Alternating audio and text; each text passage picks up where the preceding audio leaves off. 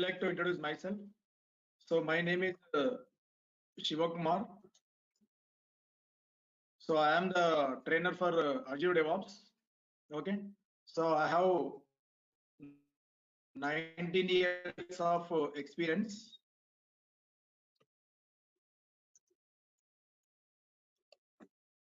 So I started my career as the Oracle DBA.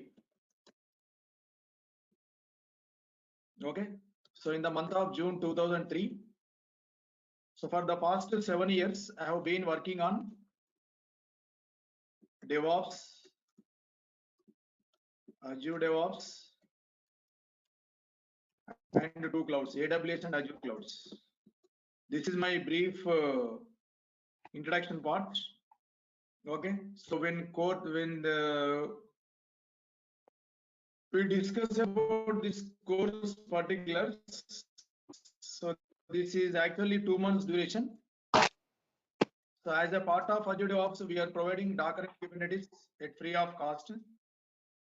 Okay, so Docker and Kubernetes that is 3 weeks, and AZURE DevOps 5 weeks, 3 plus 5, 5 weeks at all around. Okay, all about 8 weeks. So it is a 2 months program. So our session timings would be 10 a.m. to 11 a.m. Okay, Monday to Friday.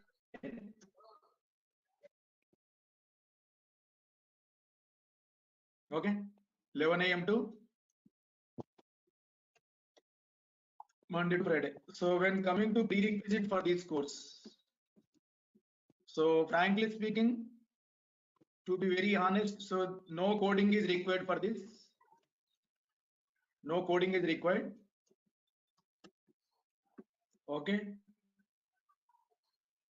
and it is better to have Windows basic knowledge, Windows operating system basic knowledge, Windows 7 or 8 or 10, okay, whatever it may be, Windows basics is enough. Okay, so this is something about prerequisite for this course. Okay, so this is purely application DevOps. So what is the difference between application DevOps and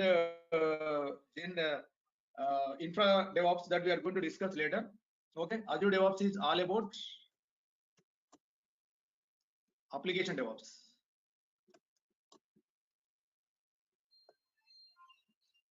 Application DevOps only. Okay, now you think of any software. Okay, so it can be a web application, okay, a banking application, e-commerce application, okay, whatever it may be. Okay, so whenever a new project comes to a organization, what happens means, first of all, developers will come into picture. Developers will come into picture. Okay, so first of all, developer writes the code. Developer writes the code. Okay, so because developer job is evergreen job, so developer will write the code first. So before developer writing the code, many other phases also there, like requirement gathering, okay, project estimation phase, many other phases are there. Okay, I don't want to discuss all those phases. Okay, as we are technical persons. Okay, so first developer writes the code. So this is the first phase that is going to be occurred in the software industry whenever a new project comes. Okay. Now, once the developer writes the code, so code can be in any language. Okay, so it can be in .NET language, Java, Python, Node.js, whatever it may be. Okay, so let us discuss in a diagrammatical fashion.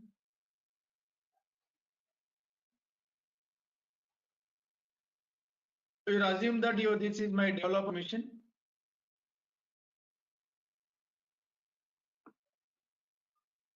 Developer mission. So once developer finishes the code, so he is going to submit code into some area called as version control system.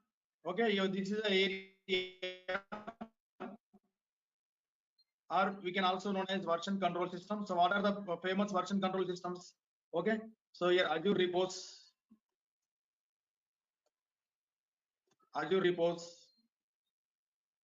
okay, Git. Here these are the popular version control systems.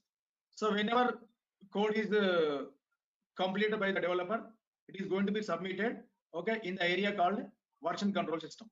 So in the version control system, actually the code is available in raw form. Okay, raw format means the code cannot be used directly. Okay, code cannot be used directly. Okay, completely raw code is available. So language is no matter, the skill can be any. Okay, so it can be Java language, it can be Java .NET code, whatever it may be. Okay, so directly the code cannot be used. So code must be built. So in the next phase, what happens? Okay, so once the code is available in a version control system, okay, so in order to build the code, in order to transfer the code to some executable format or artifact format, okay, the code is going to be submitted into some area called as build environment. So everyone is hearing my voice, right? Am I audible to everyone?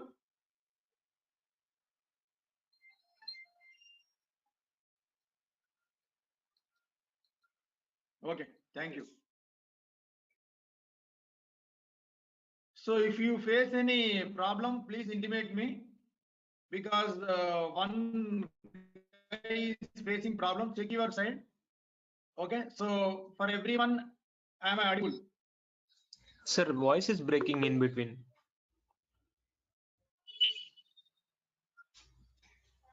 Voice is breaking Yes, yes. for everyone. Yes, So it's am I breaking. audible to everyone? Yes, sometimes it's breaking. So,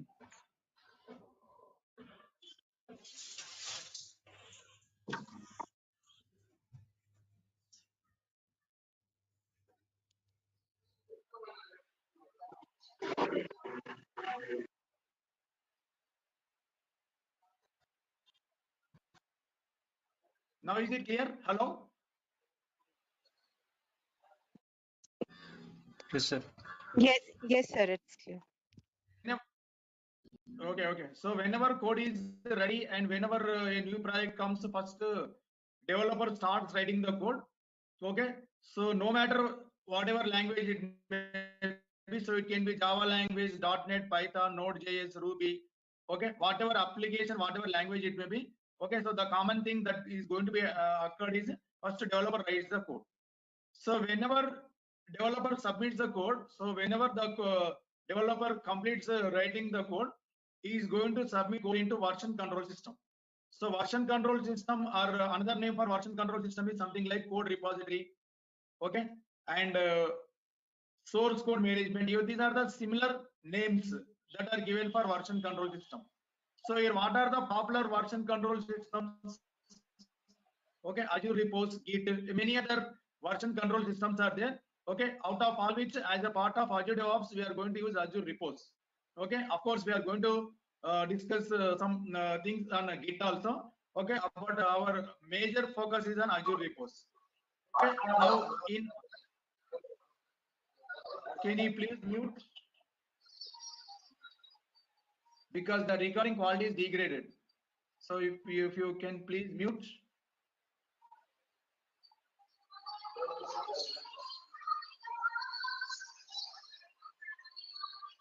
Someone has making nice, please. I think Manikanta, please mute.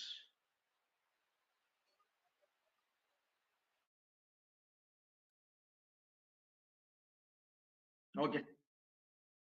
Now, in version control system, actually the code is available in raw form. So this raw code cannot be used directly. Okay. So in order to use this code, so this code must be converted into some executable format.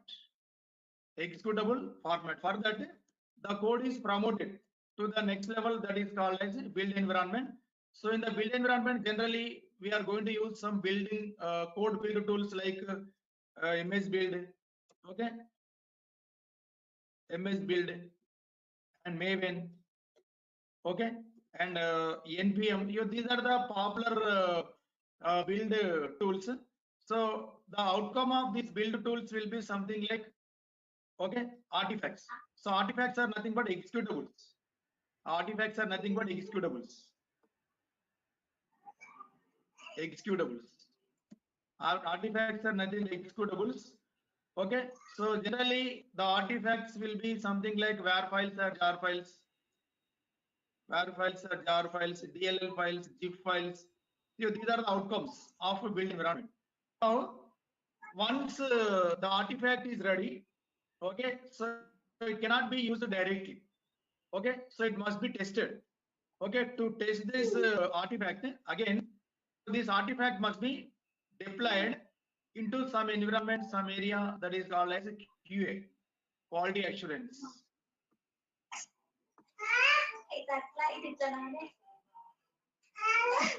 Can you please?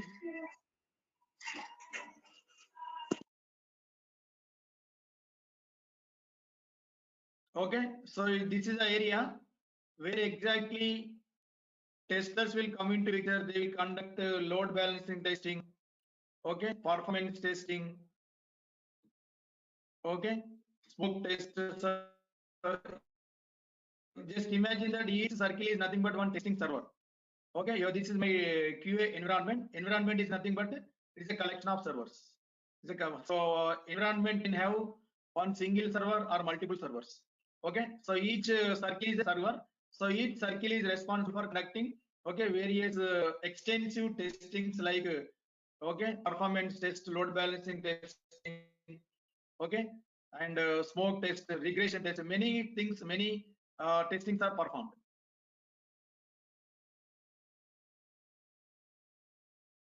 Many testings are performed here. Okay, now once the testing is over, the feedback will be generated. So the feedback will be sent to developers as well as next set of users. So once the testing is over in the QA environment, okay, finally again that must be tested in UAT. Okay, UAT means this is also called as pre-production. Okay, so UAT, this is also called as something like pre-prod,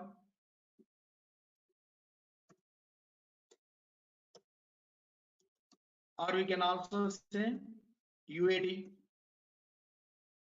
okay, or staging. These are the various names that are given to your staging, staging area. Okay, here once again, okay, so many people will gather like stakeholders, customers, okay, many persons will come into picture. They will conduct many tests. So they are going to test whether the code is meeting all the requirements or not. So finally the code will be deployed into production environment. So finally the code will be deployed. So once everything is over in staging environment, finally the code will be deployed into production environment. Okay, now this is a story that is going to be happen before DevOps days. Okay, just a minute. This is prod or live environment. So yeah, these are the steps involved. So as a part of code deployment and release process, and many things are going to be occurred. And what is our responsibility as a DevOps engineer? Okay, so let us discuss. So few responsibilities are as a DevOps engineer.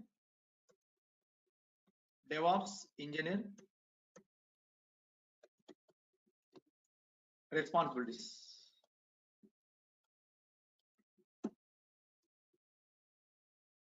So we as DevOps engineers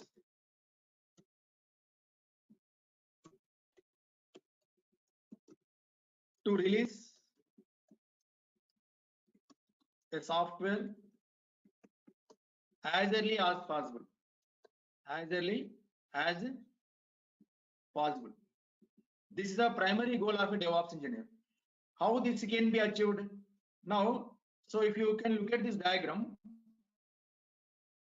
once upon a time, this was completely manual. Once upon a time, this was completely manual. So upon arrival of DevOps tools like our Azure DevOps, okay, so this process can be automated. Now, as a part of automation, so we are going to develop two types of pipelines. One is CI pipeline, other one is CET pipeline. So CI stands for continuous integration, Okay, we will discuss what is continuous integration and what is continuous deployment. So the other one is continuous deployment. Here, what is continuous integration and what is continuous deployment? Now let us see. So here, this circle is my developer machine. This circle is my developer machine, and whenever developer finishes the code, he is going to submit code into version control system, and from there, okay, so artifact is created. From there, artifact is created. Now here, the process of continuously submitting and creating artifact, this process is called as continuous integration. That means from developer writing the code till artifact generation, this process is called as continuous integration. This process is called as continuous integration. Now, that means from developer writing the code till artifact generation, so this process is called as continuous integration. Then what is meant by continuous deployment? So whenever artifact is created, immediately my artifact will be submitted. Artifact will go to QA environment. From there it will go to pre-prod. From there it will go to production environment. So automation of all these steps means up to starting from developer writing the code till the product is submitted to live environment. This is called as continuous deployment. So in the continuous deployment, what is included here? Okay, first box is included, second box, third box, fourth box, and fifth box. So what are these boxes? Okay, so whenever code is submitted to version control system, automatically my code is built. From there, code is tested. From there, code will be promoted to pre-prod. From there, it will go to live environment. So this process is called as continuous deployment. Now, actually, before continuous deployment, okay, approvals are taken. Okay, approvals from higher officials will be taken. There is a different issue. Just I'm explaining the steps. So this process is called as continuous deployment. Okay, now. So once upon a time, as this was completely manual, it was taking months together time to release the software. So upon arrival of DevOps tools like continuous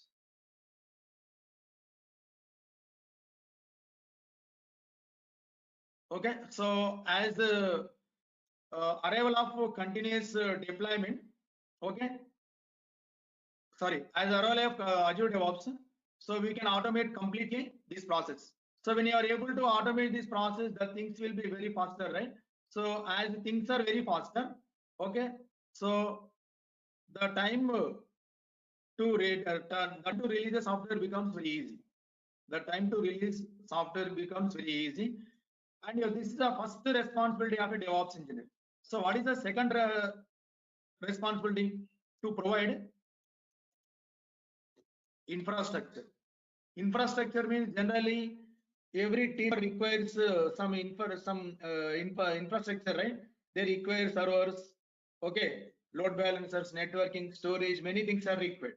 Okay, so as a part of day-to-day life, okay, our responsibility is to provide infrastructure also. Okay, so infrastructure can be anything like, okay, why infrastructure? Actually to create environment. Now in this case my code is ready, but where exactly you are going to deploy the code, where exactly you are going to test the code, where exactly you run the code. So for all these we need to have infrastructure, right? Okay, so to provide infrastructure so we use some infrastructure provisioning tools. Okay, that is a different story. Okay, but our major focus in Azure DevOps is, okay, to prepare two types of pipelines over here. So what are the two types of pipelines here? One is build pipeline, which is equivalent to CI, continuous integration, and another pipeline that we have to create is release pipeline. This is nothing but CD, continuous deployment. Now this is about generic DevOps. Now here, what is Azure DevOps? Why Azure DevOps become that much popular? Let us discuss. So this is a generic DevOps flow. Okay, so starting from developer writing the code till the production environment. This is generally generic flow. This is generic flow. Now, why Azure DevOps became that much popular? Why Azure DevOps become that much popular? Why Azure DevOps? First one is, so it is cloud native.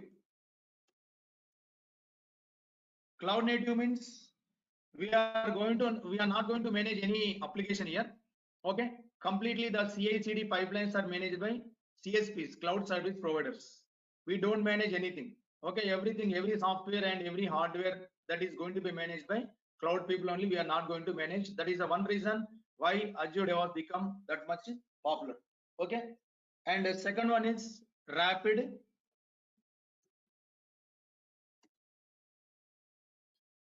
growth. Rapid growth.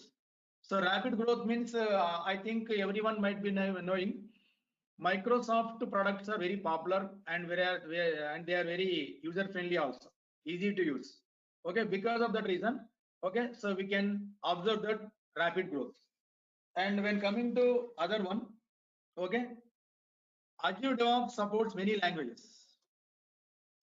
Once upon a time, that means when there was no Azure DevOps, actually, so actually Azure DevOps was introduced in the year of 2018. Azure DevOps was introduced in the year of 2018. 2018. Okay. Before Azure DevOps, so the oldest version of earlier version of Azure DevOps is VSTS. Okay. So that was supporting only .NET languages. That was supporting only .NET languages. And upon introduction of Azure DevOps in the year of 2018, okay, so it supports many languages like .NET, Java, Ruby, Python, okay, many languages it is going to support. Okay, so VSTS is actually it is the old version of Azure DevOps. And when you think of Azure DevOps, now it is available in two forms. So what are the two forms? One is on-premise version.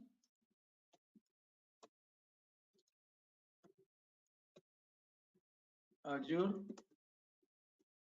DevOps versions. One is on-premise version and other one is cloud version. Two versions are there. Here, what is the difference between on-premise version and cloud version? The difference between on-premise version and cloud version is, so in case of on-premise version, you have to manage everything. You have to install Azure DevOps software, you have to manage hardware, you have to maintain versions, you have to pay for them.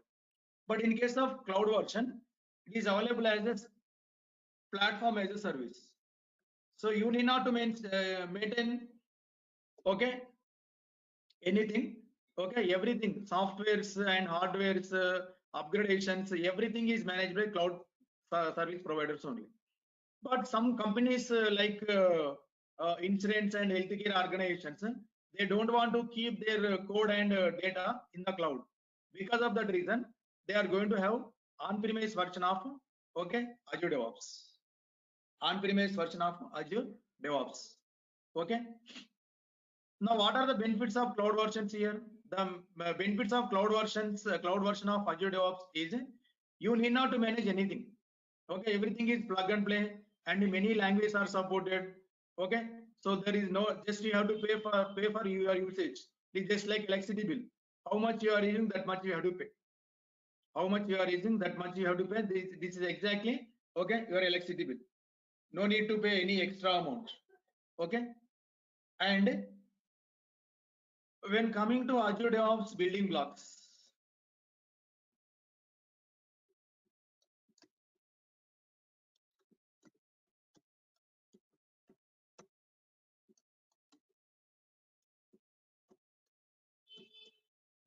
so for this we are going to open a PPT. Just let us.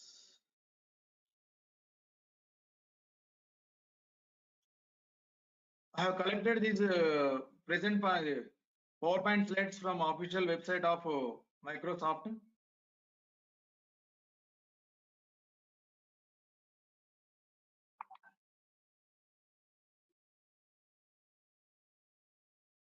Just a minute.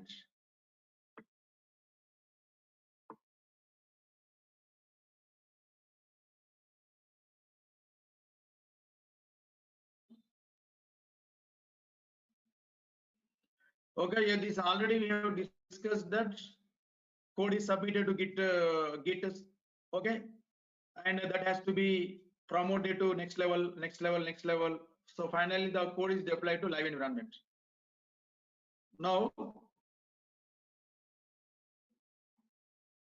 just a minute.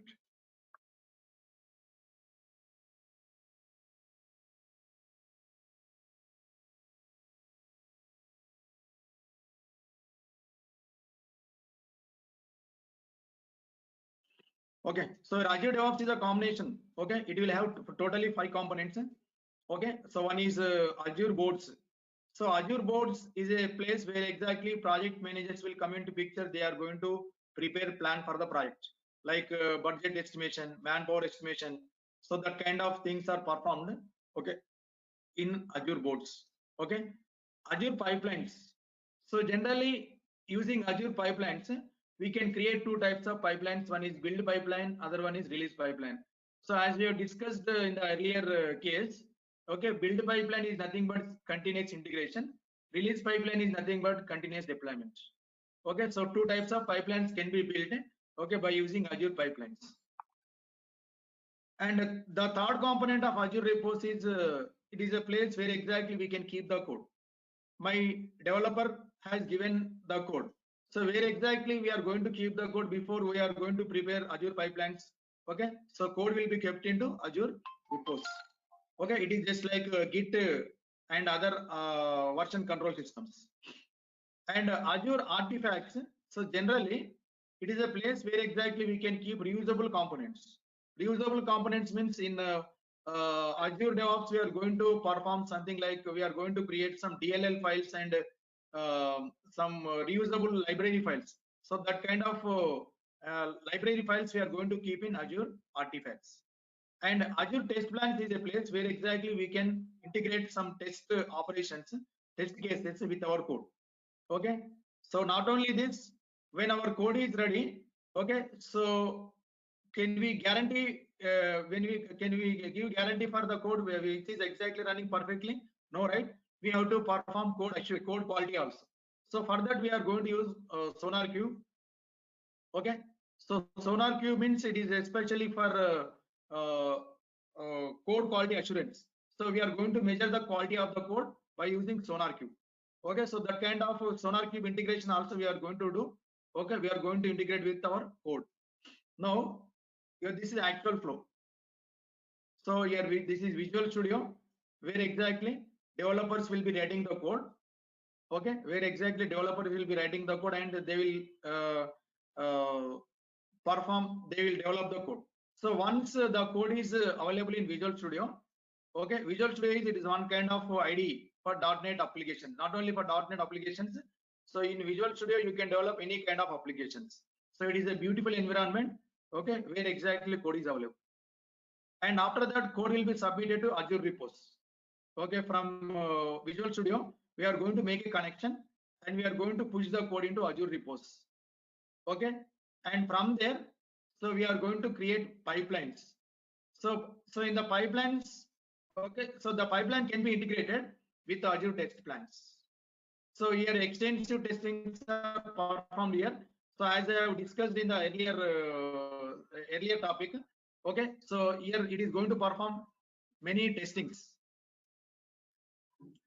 So once the testing is performed, okay, so we are going to use something like Azure Web Apps to deploy the code. To deploy the code, either we require real release virtual machines, or we can also use Azure Web Apps also to deploy the code. And while my application is running, okay, so some monitoring tool must be there. So whether my application is running perfectly or not, okay, and whether it is correctly working. So that kind of monitoring can be done by Azure, okay, application insights. And as we have discussed already, Azure boards is a place where exactly so you can, okay, so plan for a project. And this is about Azure pipelines. Azure Pipelines is going to support many languages like .NET, C hash, okay, C, C++, Android, iOS, okay, many applications it can be, okay, supported. Now Azure Pipelines will also be extensible. Extensible means so the capacity of the build is increased automatically. Okay, the capacity can be extended as per the requirement. Okay, containers, Kubernetes we are going to discuss later. Now Azure repos. Okay, so my pipelines and Azure repos can also be integrated with GitHub. So GitHub is external GitHub external repository. Okay, where exactly code is available. That means while building the code, I can take the code from Azure repos or from external GitHub repositories also. Where once again, this is something like it is a combination of 5 components: Azure DevOps, Azure boards, Azure repos, Azure pipelines, Azure test plans, Azure artifacts. Now, the thing you have to understand is, so this is completely application DevOps. So we no way concerned with infrastructure provision. We don't provide infrastructure provision. So infrastructure provision is not our responsibility. Our responsibility as a application DevOps is developers will give code to us. Okay. So they are going to give URL to us. Based on that, we are going to create 2 types of pipelines here. Okay. One is Azure build pipelines and release pipelines we are going to configure. Okay.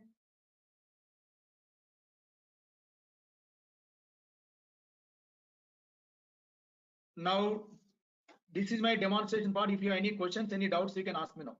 And when coming to openings, DevOps openings, nowadays, so if you apply a Azure DevOps position for at least 3 to 4 years, so you can expect more than 12 lakh salary, because Azure DevOps is having that much huge demand nowadays. Okay, so rather than learning all DevOps tools, so if you learn this Azure DevOps within 1 or 2 months, okay, so you become perfect. That means you have to practice at least 2 hours in a day. That is mandatory. Apart from this Azure DevOps, we are also providing Docker and Kubernetes this time, because everyone might be knowing what is the importance of Docker and Kubernetes. Okay, so here my pipeline can be integrated with the Docker and Kubernetes. Okay, so as a part of Azure DevOps, we are also providing Docker and Kubernetes this time. Now, this is about my demo session. So if you have any questions and queries, you can ask me now. I will open for your answers. Hi, sir. You can unmute Shri and you can here. ask me. Hi, sir. Shri here this side. Are you able to hear me? Yes. Can I know what all are the content you are covering in Docker and Kubernetes? Docker and Kubernetes, if you want to have content, so you can collect from training team. Already I have given my Docker and Kubernetes contents to training team. You can collect them. You can collect with the training team. Okay, Durga sub training team. Sure. So, if you would give me some content, some intakes, that would be helpful to me. Okay, you are asking me to provide the content. Yes, just for 3 or 4 services. That's it. Which one? Docker and Kubernetes. Which one? Kubernetes. In Docker and Kubernetes, majorly we are going to cover container creation, images, Docker files, and pods, replica sets, replication controller, deployments, okay, persistent values. Okay. Thank you. And also we are going to cover EKS and EKS. EKS means these are the 2 Kubernetes platforms in 2 clouds. Okay, how we can implement Kubernetes on 2 different clouds also we are going to cover. Okay. Thank you. That is EKS, and EKS means that is with respect to Azure. EKS means that is with respect to AWS.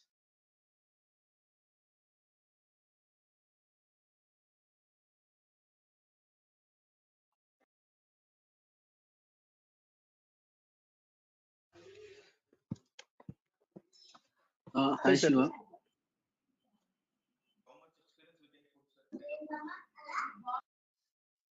Yes.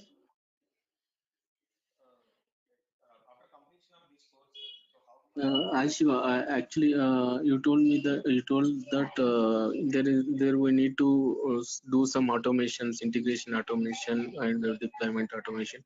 For Yes. that, we need any scripting knowledge, or we can do it with commands from Azure. No scripting. No scripting knowledge is required. No, everything is GUI based. Graphical user interface only. You need not to write any coding, any script on your own.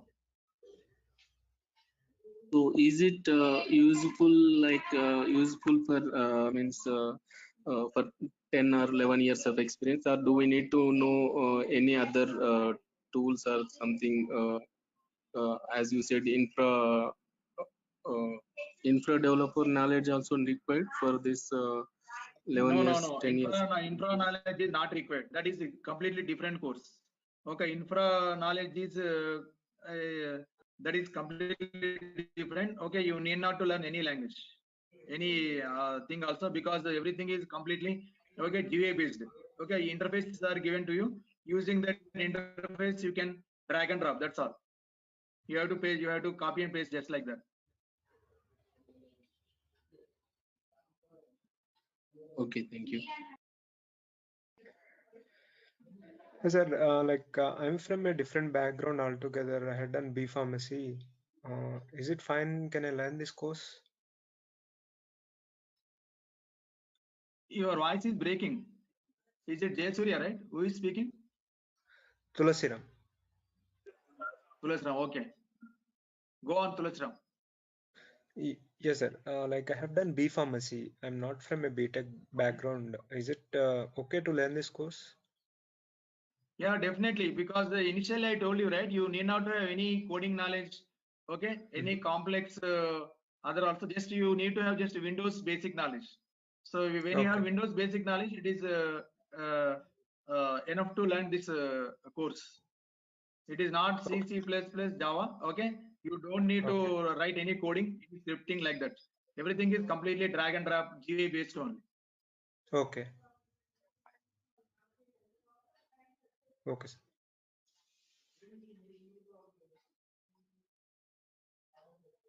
Hello? Thank you, sir? sir. Yes. Hello? Okay. Hello? So first 1 or 2 days we are going to focus on Azure admin, because for Azure DevOps to learn, it is better. It is best to have knowledge on Azure admin. So first 2-3 sessions we are going to spend on Azure admin only. So then only we are going to move to Azure DevOps, because without having the concept of Azure admin, like how to create virtual machines, how to create app services, without knowing what is public cloud, what is private cloud, okay, and with what is service model, without having this knowledge directly, I cannot take you to Azure DevOps. So first 2-3 sessions we are going to spend on, okay, fundamentals of Azure.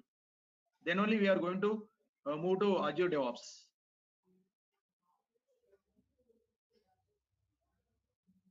Hello? Yes. Hello? Sir Yes, I ఇప్పుడు can hear మీరు you.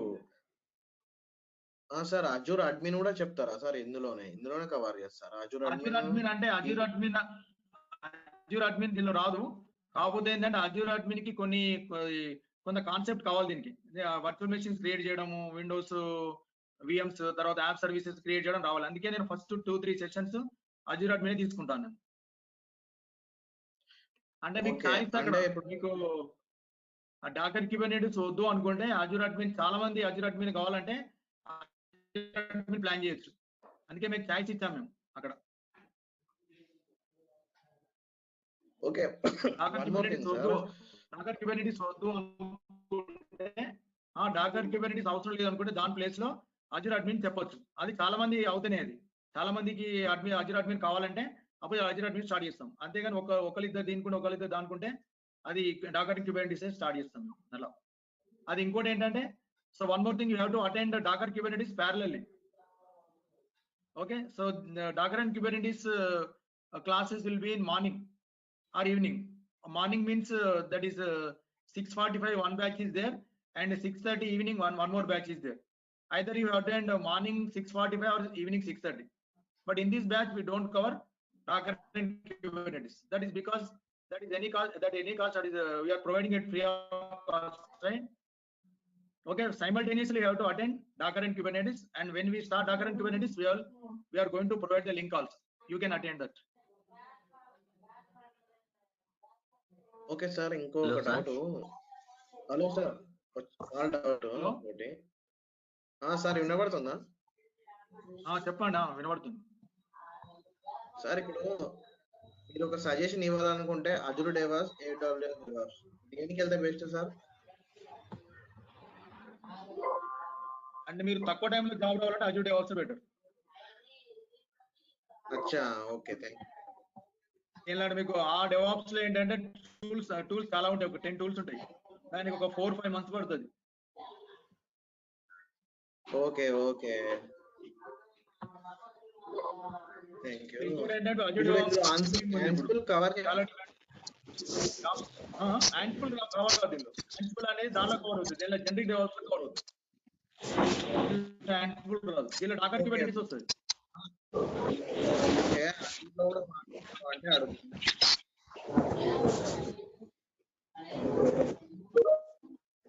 Hello.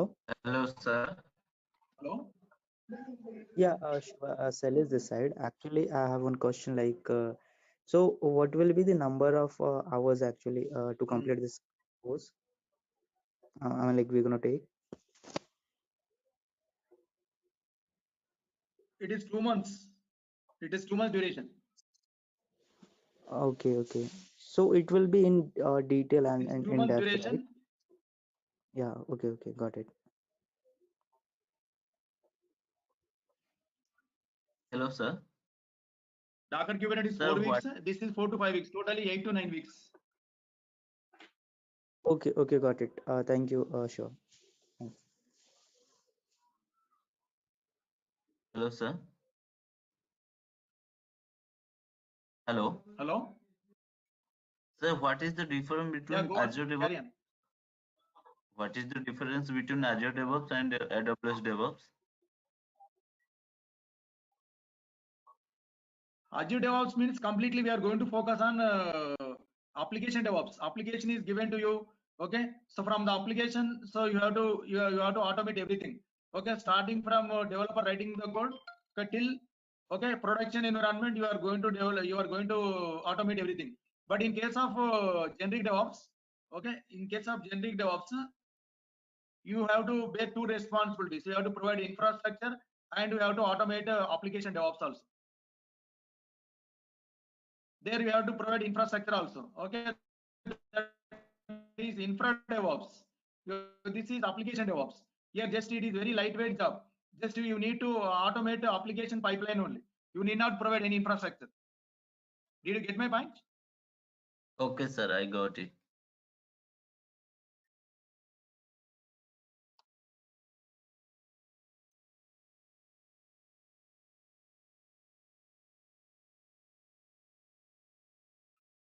Yeah, still any questions?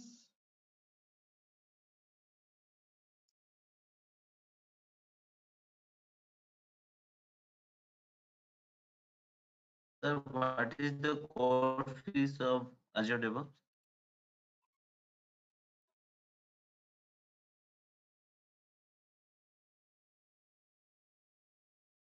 Hello.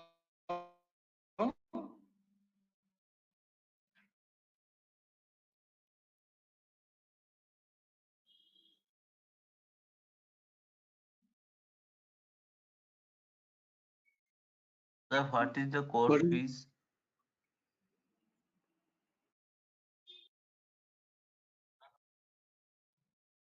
Regarding course fees, you can contact Durga Soft training team. They will explain everything. Because for one course fees, we are providing 2 courses. It is beautiful offer actually. Okay, actually it is a combination of 2 courses. We are not charging for 2 courses. Just we are charging for only 1 course. Docker Kubernetes and Azure DevOps. This is completely 2 courses. But we are charging for only 1 course. That you can inquire.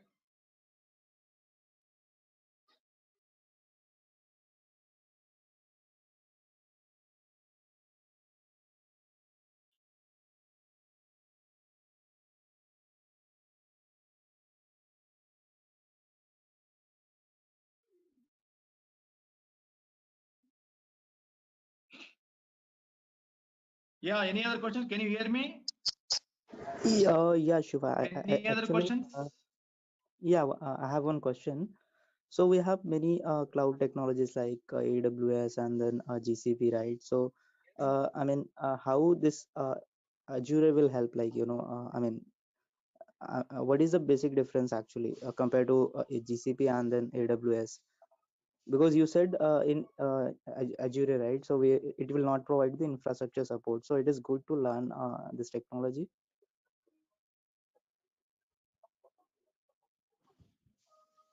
Yeah, actually, every cloud is having its own advantage and drawbacks. Okay, so Okay. Azure now it is in the second leading position, but when you compare the number of jobs for Azure DevOps, okay, there are number of jobs when compared to AWS. Okay, so AWS jobs also more, but the competition is very high, right? Okay, so Right. because of that reason, it is better to learn Azure. That is my suggestion. Okay, so we cannot say exactly which cloud is best, which is not best. We cannot say like that. Every cloud is having its own drawbacks and strengths. Yeah, got it. Got it. Sure. Thank Yeah, you. did you get my point? Yeah, thanks. I got it. Competition wise, AWS is having very high competition, but nowadays Azure DevOps jobs are more, right? Okay, you can complete Azure DevOps within 2 months. But whereas if you go for AWS, that is generic DevOps, it takes 3 to 4 months of time to get perfection also. Okay, got it. Yeah. Thank you, Sean.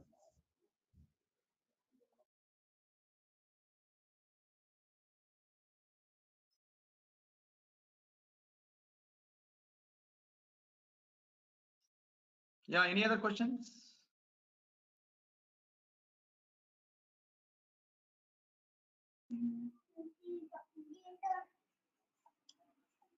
Is there any weekend crash course or Weekend crash course is not there. This is completely weekdays course, Monday to Friday. Okay. Timings will be 10 a.m. to 11 a.m. Okay. So timings maybe 10 to 11, or if you or everybody interests, so we are going to shift this batch to 8 to 9. That is everyone will and which. So if everyone agrees, 8 to 9. Otherwise, this time only 10 to 11. There are no crash courses for this. The recordings will be available if you miss a class. Yeah, recordings will be available. Notes will also be available. Okay, every day you are going to get a recorded session. Once we finish the session, every session is a live session only. Okay.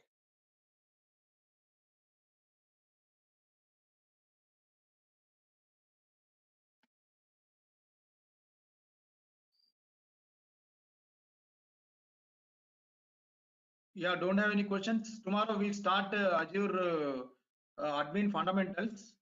Okay, so once we finish Azure fundamentals like how to create a virtual machine, Linux machines, Windows virtual machines, app services, some fundamental aspects, then directly we move to Azure DevOps. So shall we stop the session? If no questions are there, I will stop the session.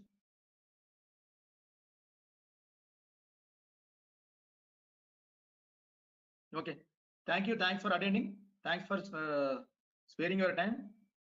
Thank you very much. Thank you.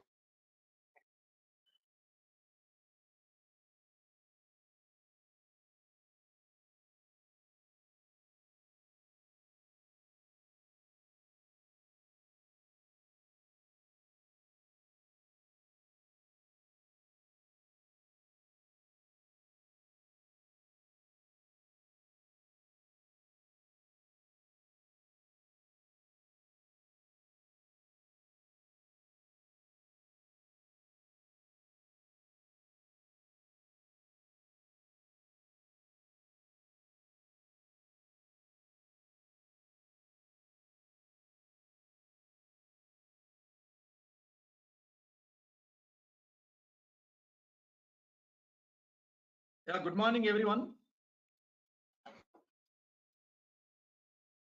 Can you hear me? Good morning. Yes, I am able to hear you. Yes, good morning.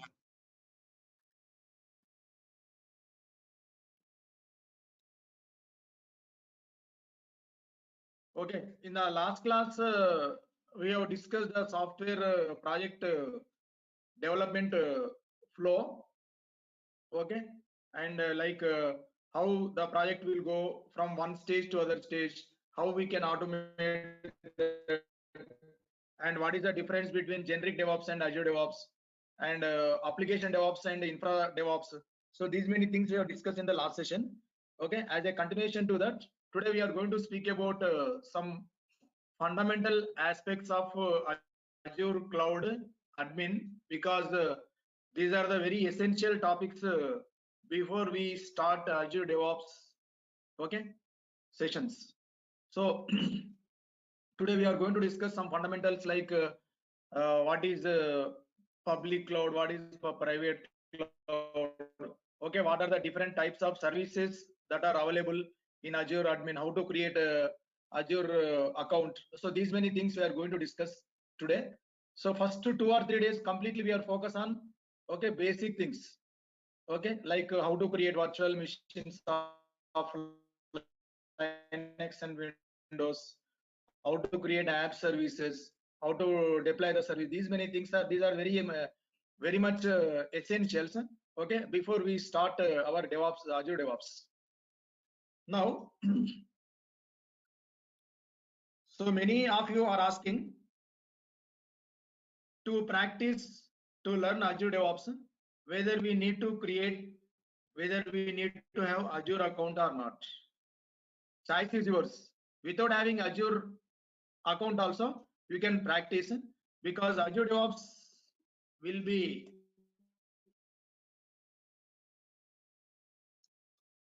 provided for 90 days of free trial. Okay, so 90 days you can use, you need not to create any Azure account. Okay, that means sometimes in Azure DevOps, when you want to have virtual machines like Linux, Windows, then we need to have Azure account. But virtual machines you can take from any cloud, not only from Azure. So you can create virtual machines from any cloud like AWS, GCP, Azure. That means at the time of deploying your application into servers, then you may need to have, okay, virtual machines. So in other cases, Azure DevOps, Azure account is not required, even though I am going to say how you can create a Azure account. Okay, so Azure account generally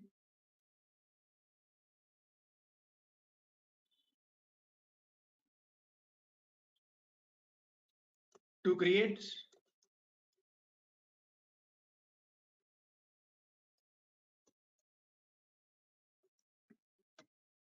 Azure account, Azure free tier account, we need one valid email ID from Hotmail or Outlook. Credit card is mandatory.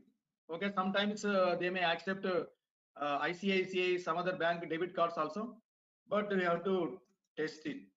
But if they don't accept debit cards, okay, you have to provide credit card information and mobile number. So these are the 3 things that you create.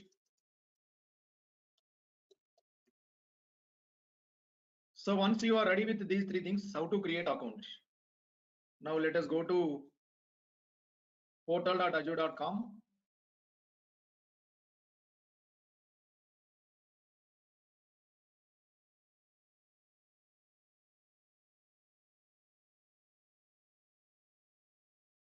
To create Azure account, refer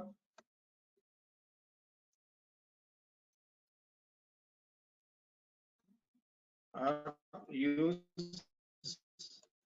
the following link. The following link. Sorry.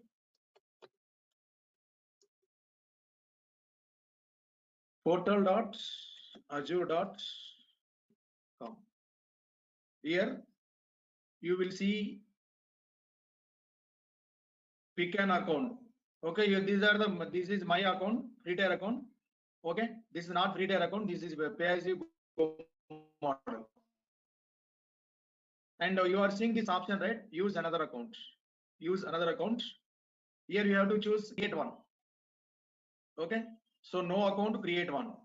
Okay, here you are going to ask some credentials.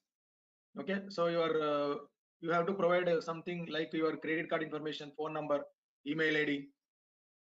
Okay, I don't create because already I'm having account, because this link you have to follow.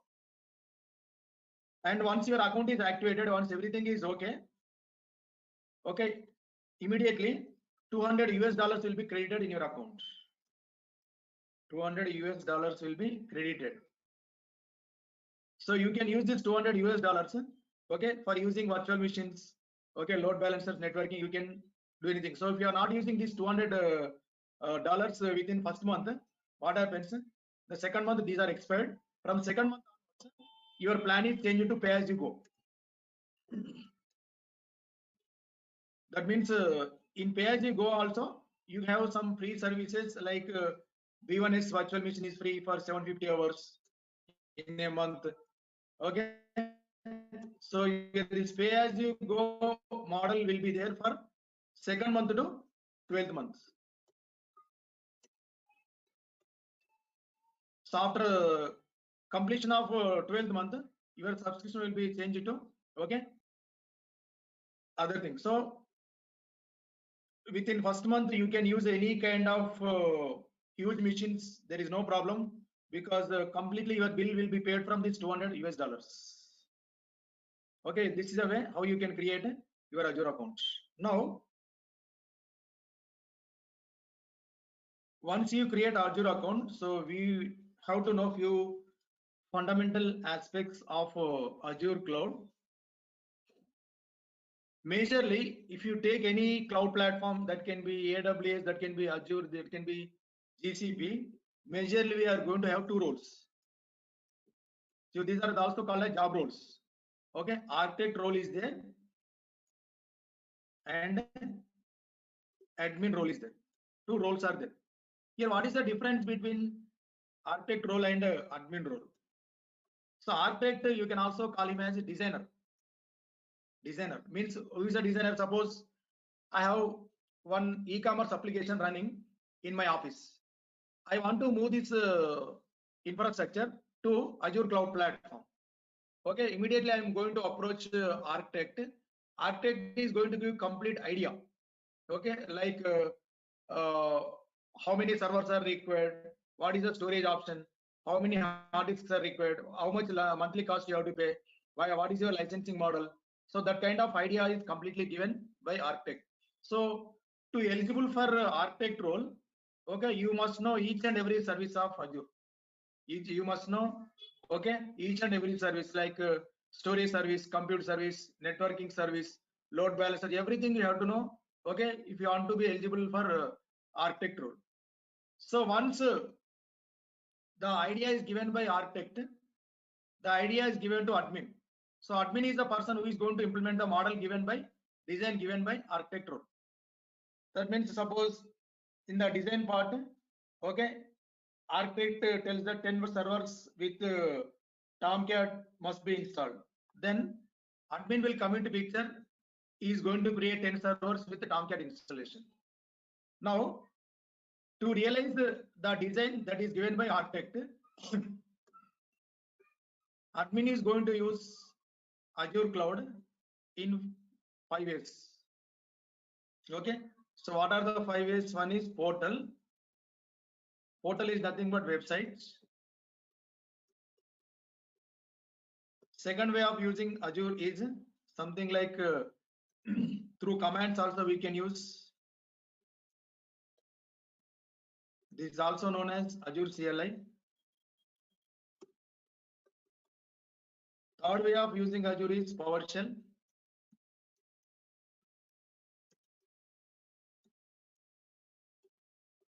Fourth way of using Azure cloud is ARM templates.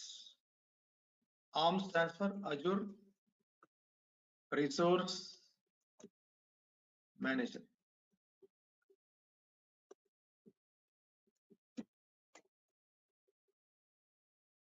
Another way of using from programming languages. So the last way we don't cover programming languages, like to use Azure from programming languages, you must be a developer. Okay, you must have decent knowledge either in Java or .NET. Okay, in some programming language you have to be a developer. Now, why Azure has given these 5 ways? Now, portal is nothing but website. So here one UI is provided to you. Using that UI user interface, we are going to create all the services like virtual machines, load balancers, networking. Everything is completely drag and drop, user friendly. But the drawback of this one is completely it is manual.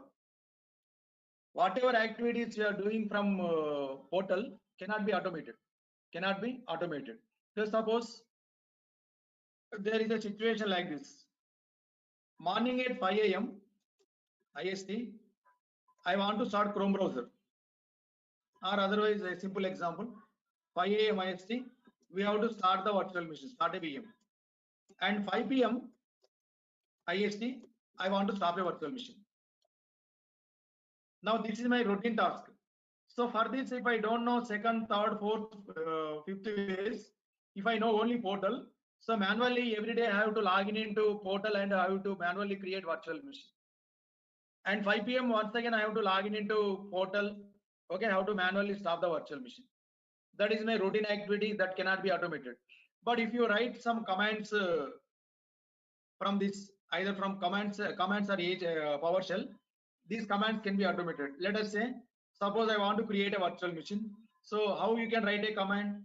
You can write a command like this: AJ VM start, AJ start VM, or AJ stop VM. So yeah, these are the two simple commands, okay, which we can run, okay, in an automated fashion. Now, once you are writing the commands, these commands can be executed from other scheduling tools like Jenkins or Azure DevOps. Okay, from any other kind of scheduling tools. Okay, so we can run these commands. So almost PowerShell commands, PowerShell and Azure CLI both are same. Okay, but PowerShell is having some extra features. So what are the extra features? In the regular sessions we are going to discuss. Now, what is meant by ARM templates? So in ARM template, just we are going to write some scripting, basic kind of scripting like HTML, DHTML kind of scriptings. Okay, so we are going to use. Okay, means it is not a complex kind of scripting. It is very easy scripting. So in a easy scripting, so we are going to write ARM templates. So once the script is written, I can reuse the script for many environments. So today in the morning, okay, I have been asked for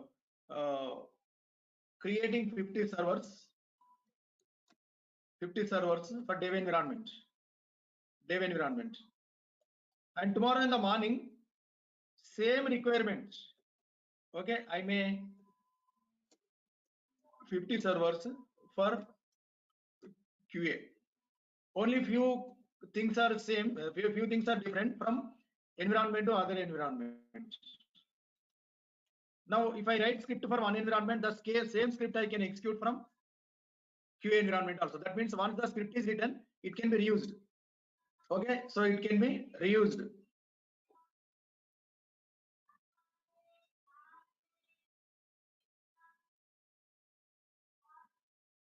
Now, is it clear? Any questions till this point?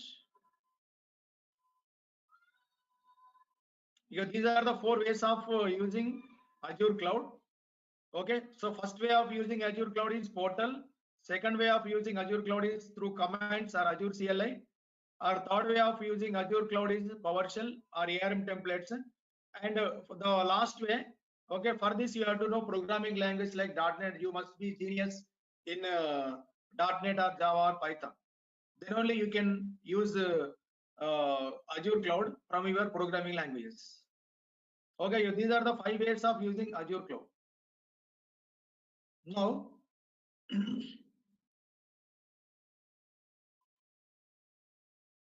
let us save this document just a minute.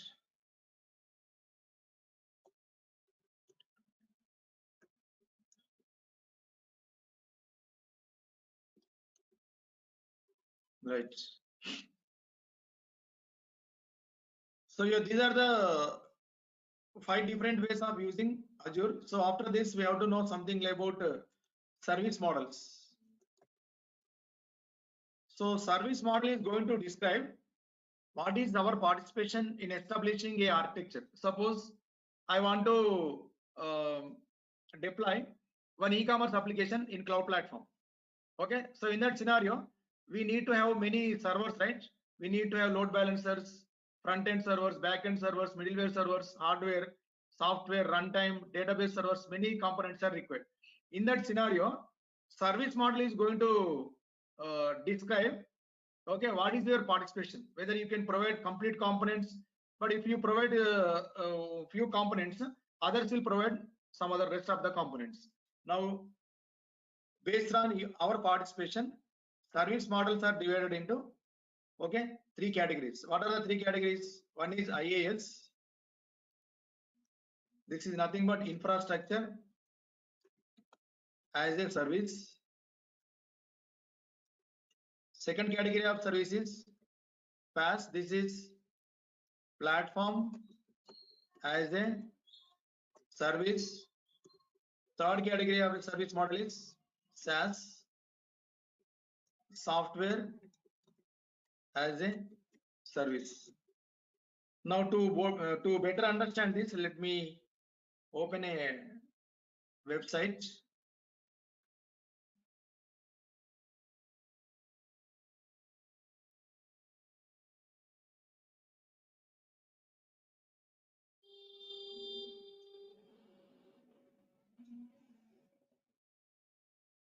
Now if you scroll a little bit down,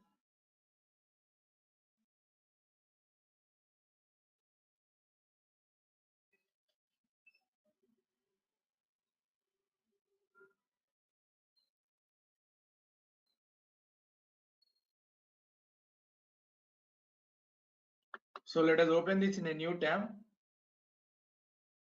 Now just look at this diagram so that you will be able to understand everything. So your first model is on premises. Here this there is no participation of cloud here. Okay, so in the second category, so here the below components like networking, storage, servers, virtualization are managed by other people. Other people means cloud service providers will manage, okay, these 4 components. So in infrastructure as a service, we manage operating system, middleware, runtime, data and applications. Okay, so we manage these five components, and the rest of the components are managed by, okay, our cloud service providers.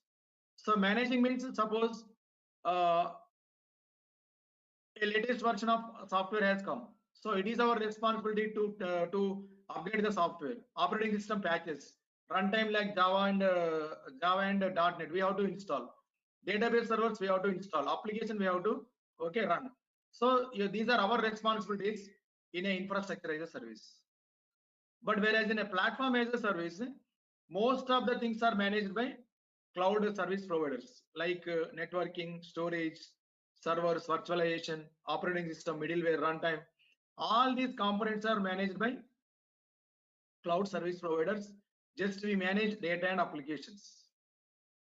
Okay, but whereas in software as a service, entire components, okay, all components starting from networking to applications, okay, so our cloud providers will provide. Cloud service providers means they can be anything like Azure, AWS, GCP. Okay, these are the cloud service providers. For example, I want to install a database server. I want to have a database server. Okay, to install a database server, directly I can avail a service from cloud. Okay, that comes under platform as a service. Otherwise, I can take a virtual machine. On the top of virtual machine, I can install database server. On the top of operating system, I can install database server. So two options you can. So in the first infrastructure as a service, we have to manage database server. But in case of platform as a service, when you want to have a database server is also managed by cloud service providers. We need not to manage. And suppose I want to have Jenkins software. So to install Jenkins software, I have to purchase one new system, okay, and I have to install operating system, I have to install database servers, and many things I have to do on my own. But in Jenkins, you can directly avail from a cloud service provider directly. You need not to manage anything. So servers, load balancers, virtualization, operating system, everything is managed by cloud providers only. You need not to maintain anything. That is software as a service. Here this is platform as a service. So every cloud service providers are going to provide these three types of service models: IaaS, okay, PaaS or SaaS. Hi Shiva. Yes. Yeah, quick question here. If you don't mind, can you open that picture, please? Yeah. Just a minute. Yes. Yeah, here in software as service, how applications will be handled by, the cloud services? Applications handled by cloud service providers means we are not going to take care of any version upgradation, right? Okay, so when you want to manage softwares on your own, okay, we have to purchase license, right? We have to manage okay, upgradations, everything we have to manage. But in case of cloud platforms, okay, even we don't install any software. So generally, so I'm taking one example as Jenkins. So to install Jenkins, so what are the things we need to have? First, we have to buy a virtual machine or physical machine. On the top of that, we have to install operating system. On the top of that, we have to install Jenkins. So suppose a new version of Jenkins has come. Automatically, what happens here? We have to purchase the license, we have to upgrade it. But in case of software as a service, entire responsibilities are taken by cloud service providers only.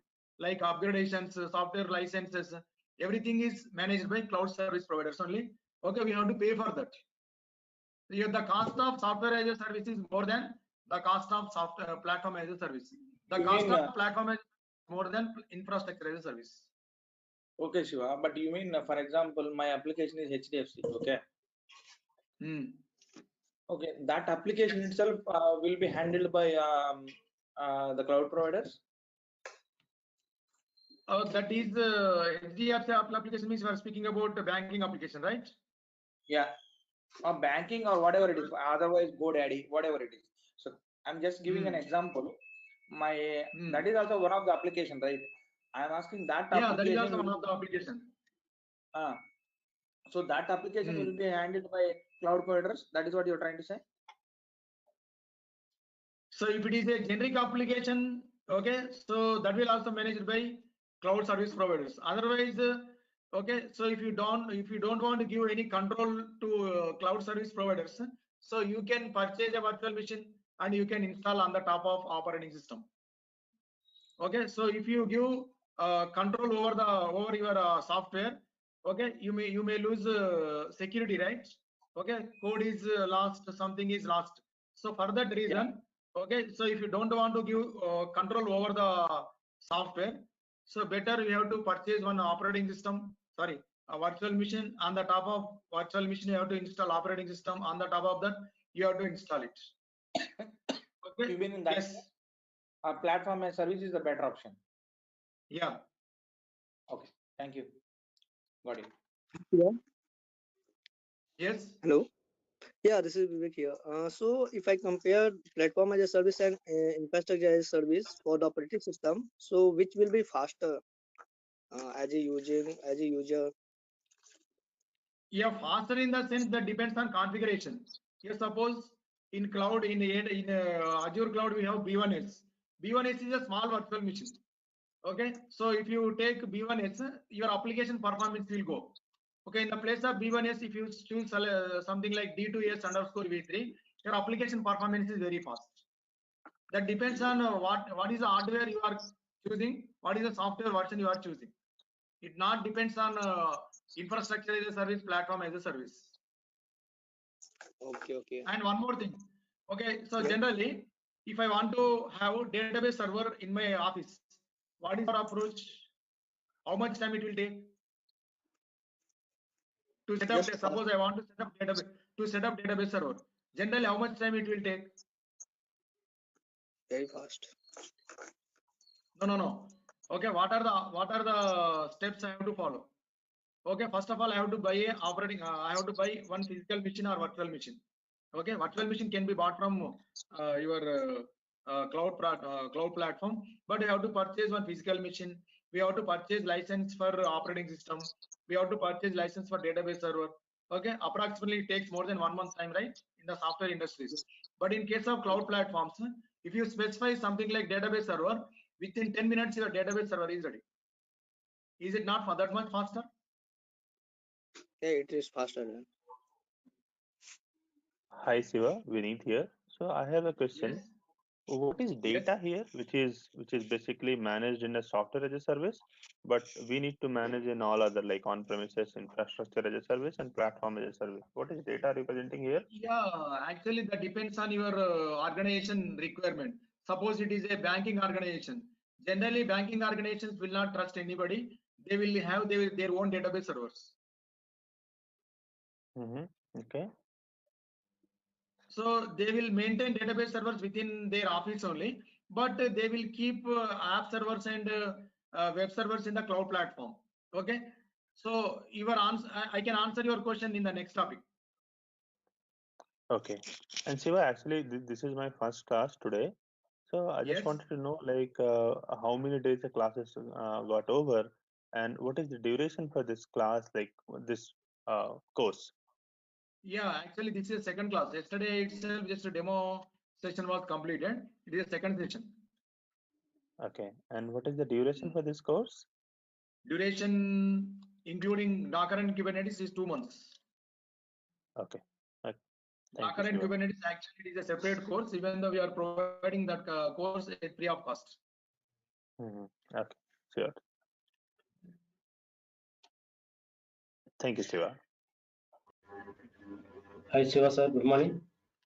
Good morning. Yeah, can I ask one question, sir? Yes. Yeah, what is the main difference between AWS and this one, sir? What is the market is going on? We don't know. That's yes, sir. AWS and Azure, sir. So every cloud is having its own drawbacks and strengths. Market wise, AWS is having very demand, but the thing is AWS known persons are very high right nowadays. Okay, the Azure DevOps jobs are very more nowadays. So getting a job in Azure DevOps is very faster when compared to getting a job in AWS, because so if 100% knows AWS, only 40 to 50% knows Azure. Just make a comparison here.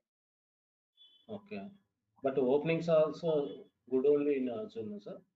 Yeah. Openings also very huge in Azure DevOps when compared to AWS and generic DevOps.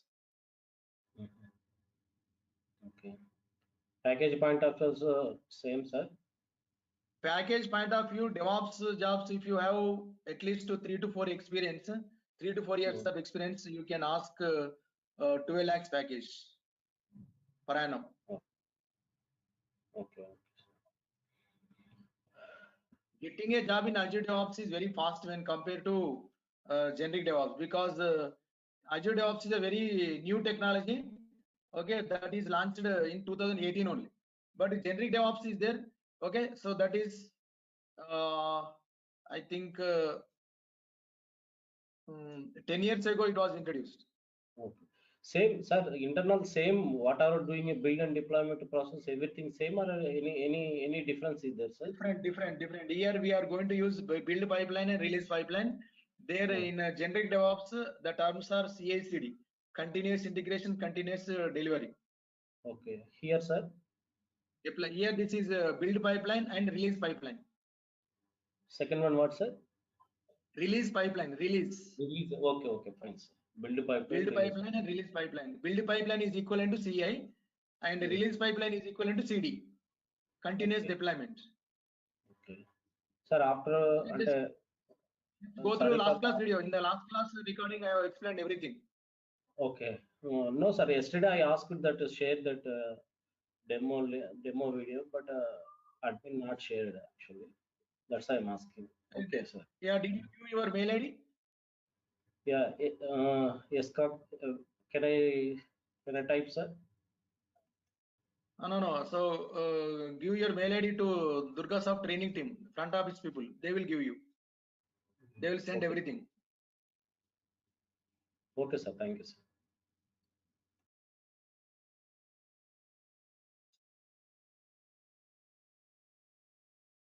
And there is another important discussion we have to know, that is nothing but types of clouds.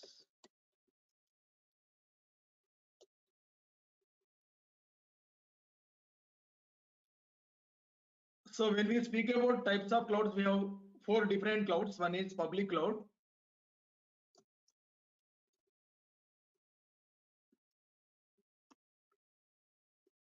private clouds,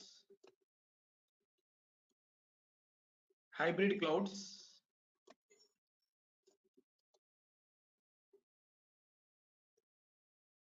and multi-tenant clouds.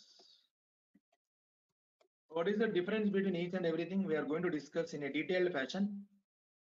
So all these clouds like AWS, GCP, Azure, okay, Oracle clouds, okay, these clouds comes under public clouds, because for the sake of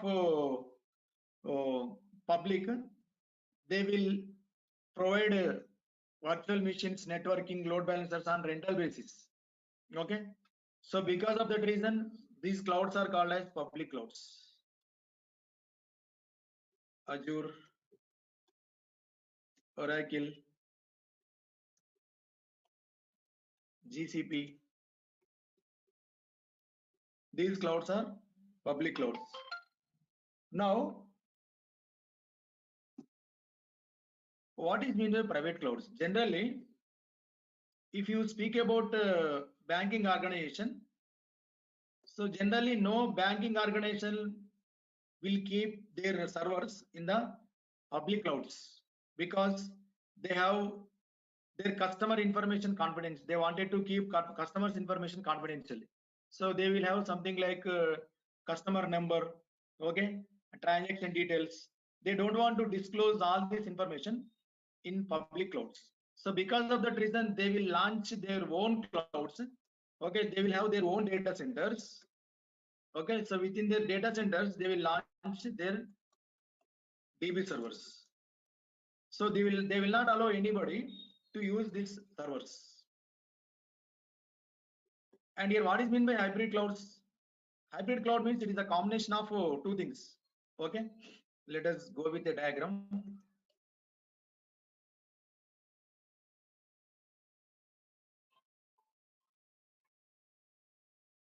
Just imagine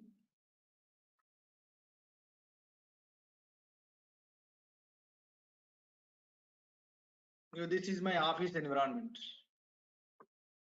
on premise. Here I launch database server.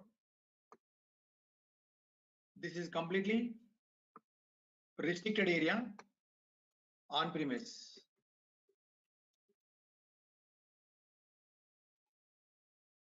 Now this is something like database server. From database server side, what I can do, I can allow only one system, okay, to operate on this database server. So what is the system IP address? Like 192.168.2.1. or 2.21, whatever it may be. And if this is one public cloud, in the public cloud, generally, I am going to launch web servers. Just imagine you, this star is my web server. In the web server, generally application is launched. In the web server, generally the application is launched.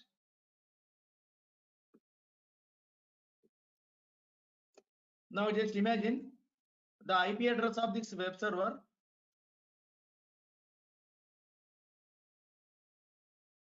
is something like 192.168.2.21. Only this web server will be able to access this database server. For my end users, this is, just imagine you, this is my end user. Okay, end user browser. End user means customer. Okay, my customer will be able to access this application. But when my customer wanted to access some details, okay, my web server is going to ask DB server, okay, to give the information. Okay, from this database server side, I can make this kind of setup. So only this database server can be accessed by 192.168.2.21. No other persons will be able to access this database server because this is my very confidential server. I don't want to trust anybody. Okay, I will keep all my database servers in my office only. You know, this kind of setup is called as hybrid cloud. And we have one more model. This is multi-tenant cloud. In the multi-tenant cloud, I can use two cloud combination. One is for keeping app servers or web servers. Another is for keeping, just imagine you, this is my web server or application server.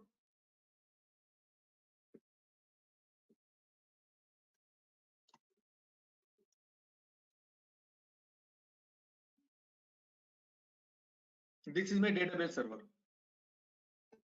My web server is going to communicate with the database server.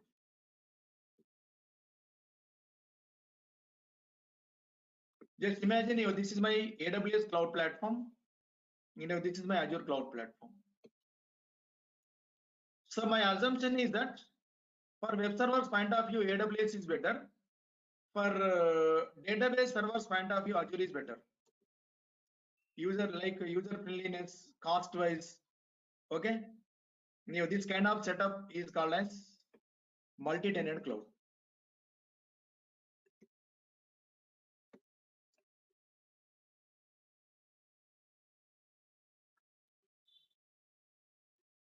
So generally, this kind of setup is done by banking organizations. In the banking sectors, they will have confidential data, right?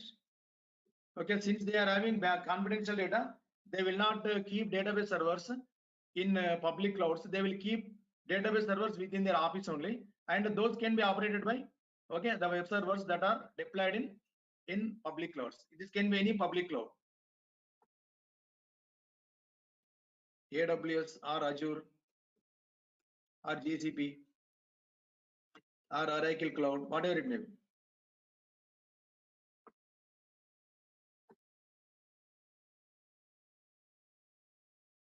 Till this point, everything is clear. Any questions?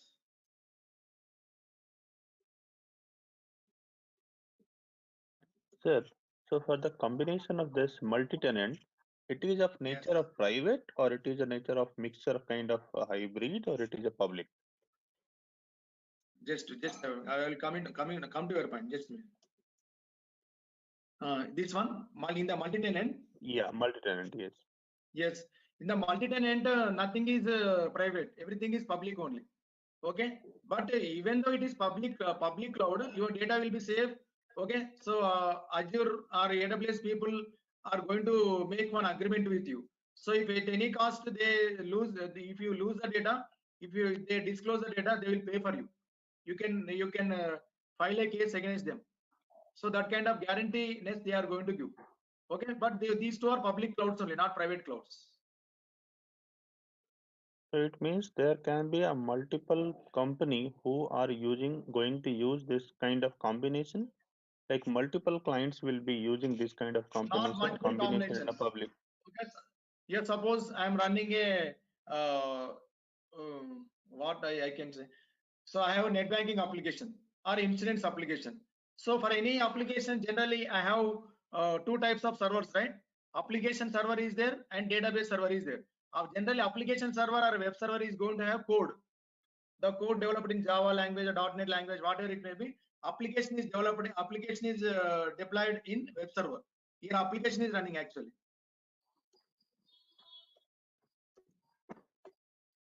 Your application is running. So who can use the application?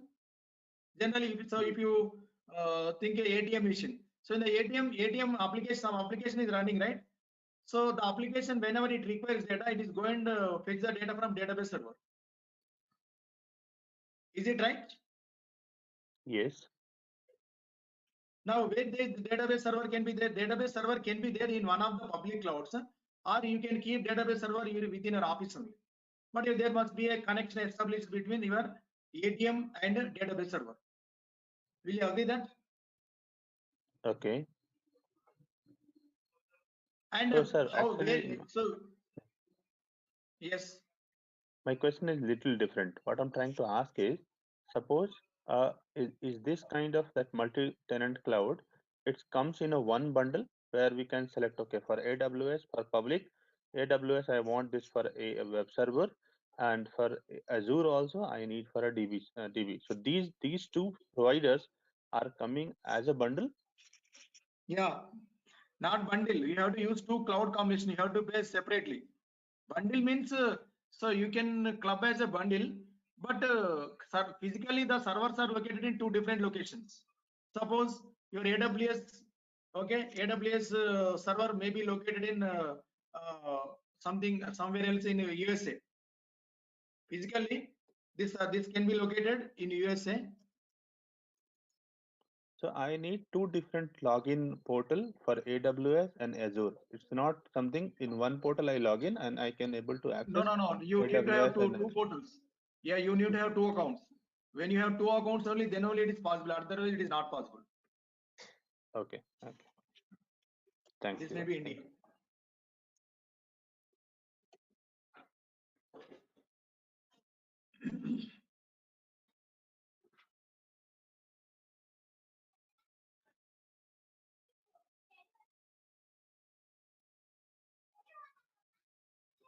Now, these are the four different cloud platforms.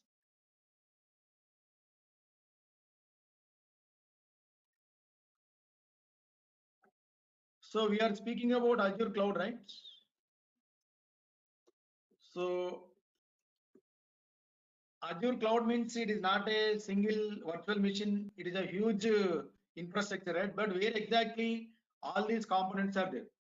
Okay, servers are there, load balancers are there, networking models, networking things are there, cooling points are many things are there. But where exactly all this infrastructure is available? For this, we have to discuss something about Azure global infrastructure.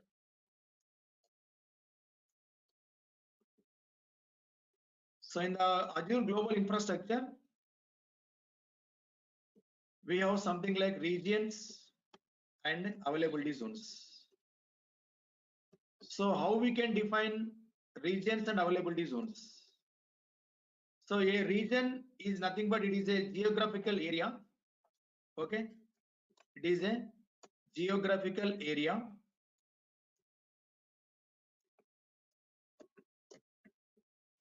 on the globe. And what is the availability zone? Availability zone, or we can also say data center.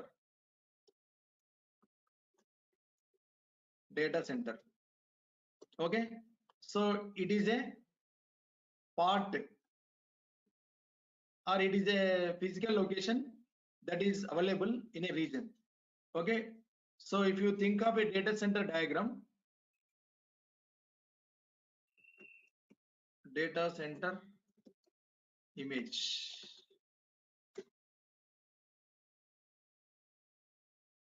So yeah, these are the data centers.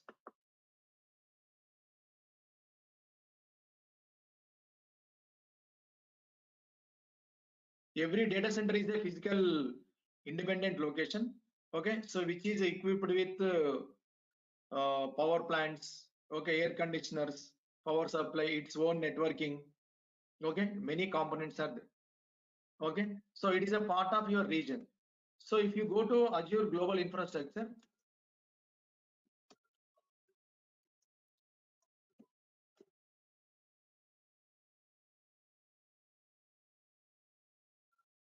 this might not be there. Sometimes this might be removing.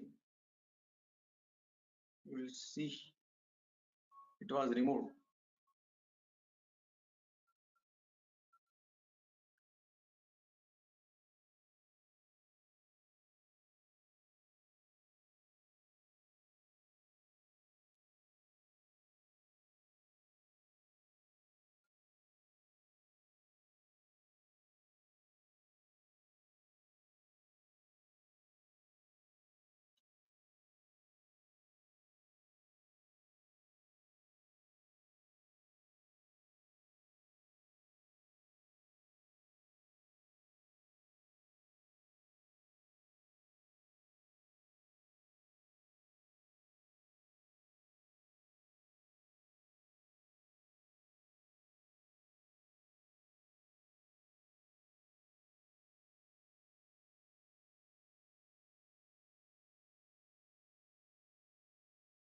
Yeah, this is something like Azure Global Infrastructure, ma'am.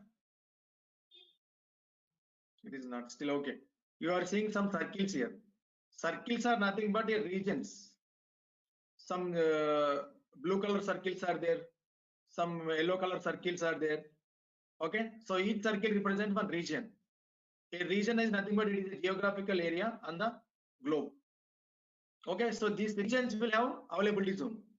Okay, so what is the significance of availability zone within a region? Okay, let us come to a conclusion. So let us explain. Let us see this with the example.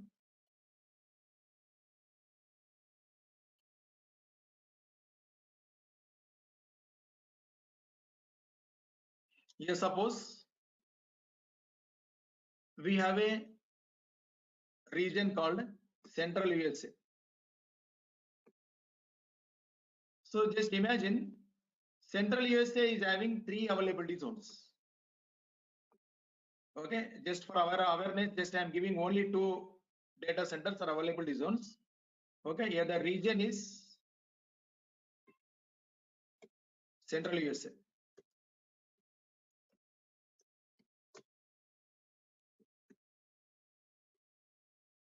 And these are 2 different availability zones. Let us call them as AJ1 and AJ2. Availability zone 1, availability zone 2. Now just imagine that in the first availability zone, I have deployed one server. This star is my server.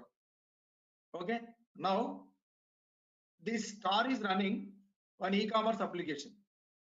This server is running one e-commerce application. Just a minute. E-commerce application, it is something like Amazon or Flipkart, whatever it may be. My end user, this is my end user browser. He is using this application from his local laptop. And at the time of deploying, okay, you have created 2 replicas here. One replica is there in AJ1. Second replica of e-commerce application is also running in AJ2. So both are synchronized. Both are in sync position. Both are in sync. Okay. So just imagine all of a sudden my availability zone has failure. Okay, due to some unexpected mishap, fire accident or floods, whatever, short circuit, whatever it may be. Okay, my first availability zone has completely collapsed. My first availability zone is completely collapsed. Then my end user should not suffer, right? Okay, so it should not stop from purchasing the items. Okay, automatically whatever application that is running in second availability zone will start functioning, because this is a first availability zone, this is a second availability zone, both are completely independent locations.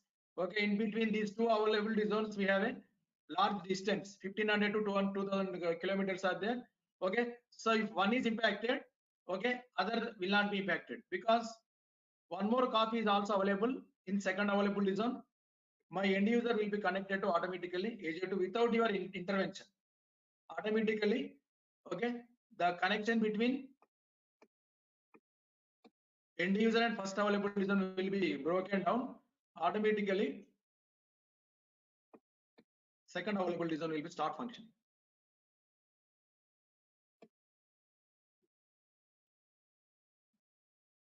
This will start functioning. This just have shown only one simple example. Like this, we have many examples. If suppose if I say something like Azure data redundancy. So while keeping data, Azure is going to give options to you. Okay, so what are the options you have to select?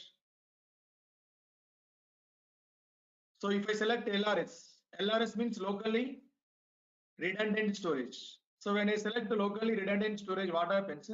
Your data will be available. Your data will be spanned across 3 copies: copy 1, copy 2, copy 3.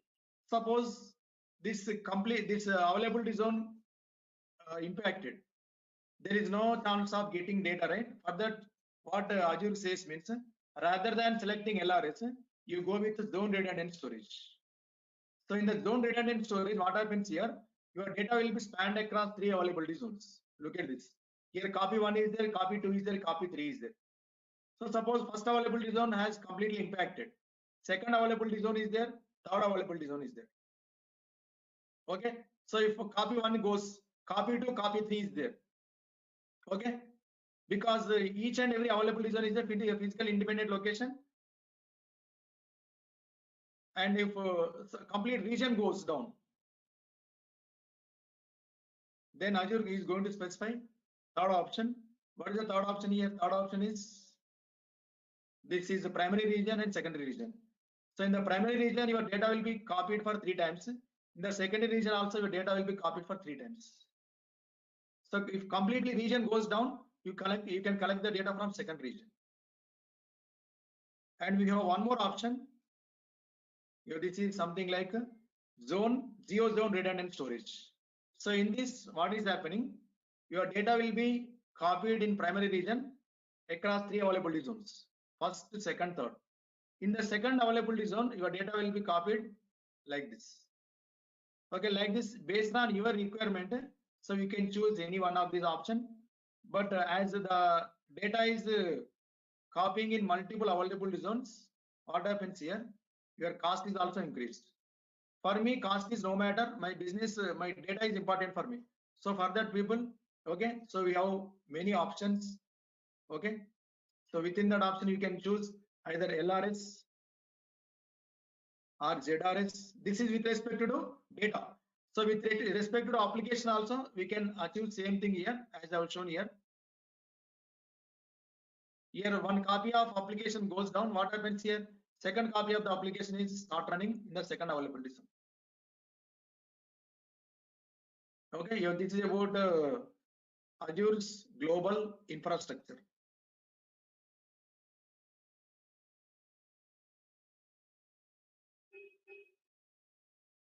Now this is today's session. Tomorrow we are going to see how to create virtual machines. Okay, because as a part of release and build pipelines, we need to create virtual machines.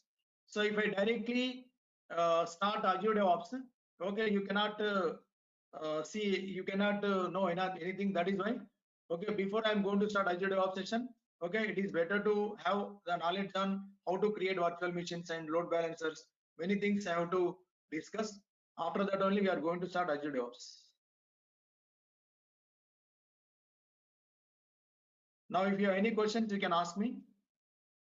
Shiva, what is your agenda? Like, how long is this course, and what are the topics are we going to cover? You are asking in Docker and Kubernetes or Azure DevOps? No, I mean, I can see Azure DevOps in the bracket. I can see free Docker and Kubernetes. Yes, yes. Okay, so I for mean, doing everything. course contents, so if you approach training team, they will give you course contents also. Okay. How about duration? Duration 2 months.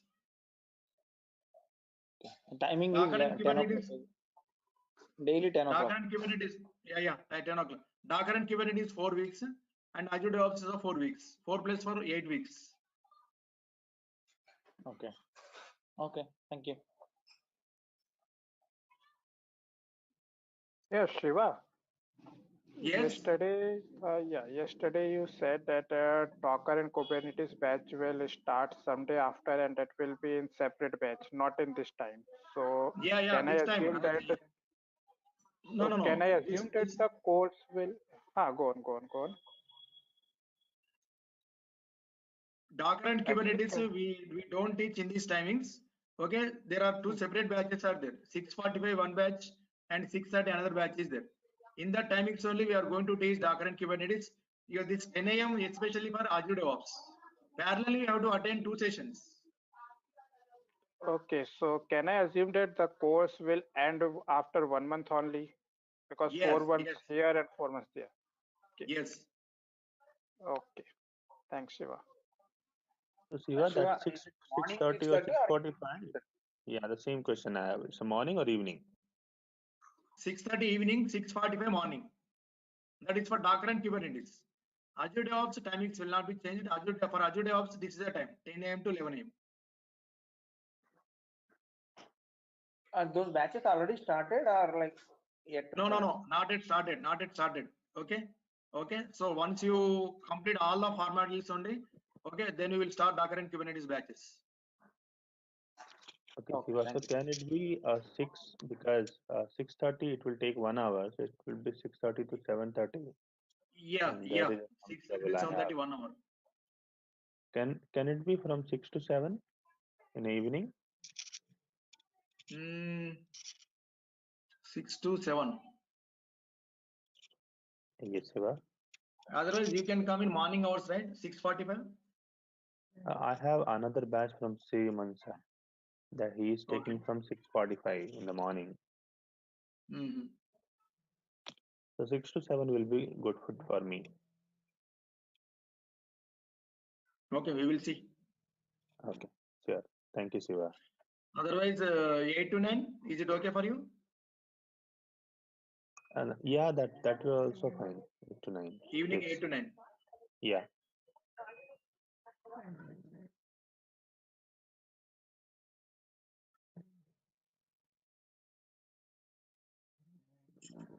Actually, I should not speak about commercials.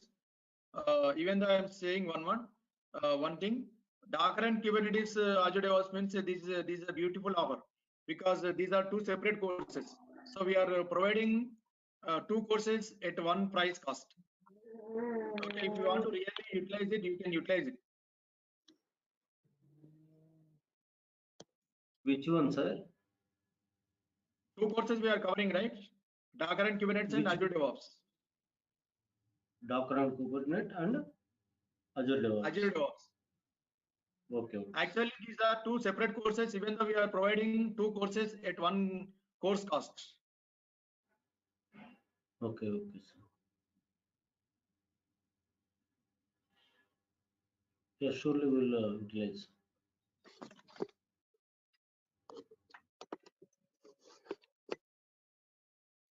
So if any questions are there, you can ask me. Otherwise, I will stop it for today. I hope everybody, by tomorrow, you are going to create your Azure accounts. Hello, sir. After the course, any projects available? Actually, for a DevOps engineer, no projects will be there. you have to work on assignments. Okay, so you have to work for multiple assignments only. Okay, for no DevOps engineers, they will be working on projects. Frankly speaking, that one. For developers like Java developers, .NET developers, projects are there. For DevOps engineers, no projects are there. No projects will be there. You have to work on assignments, not on projects.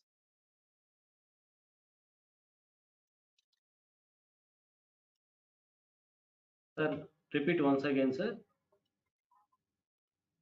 For DevOps engineers, no projects will be there. You have to work on assignments, not on projects. Okay, okay, sir.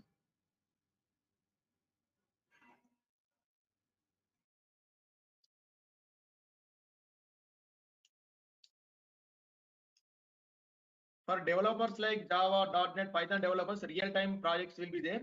But DevOps engineers, no projects will be there. Projects will not be there. You have to work on assignments. You have to work on different project roles. But you are no way concerned with projects.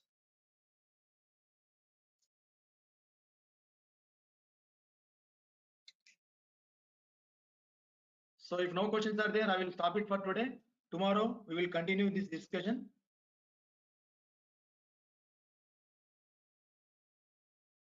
Shall we stop the session? Right. Tomorrow Sure, we meet sir. again. sir. Thank. Yeah. Thanks, sir.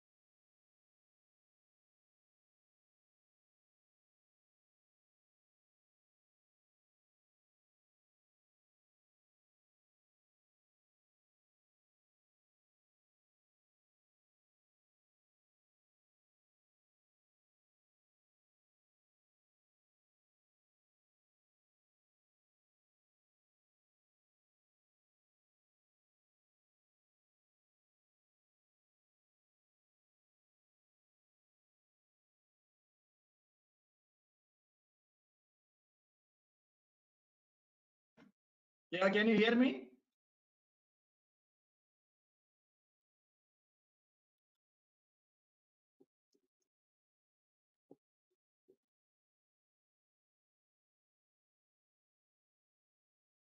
Okay. Good morning everyone.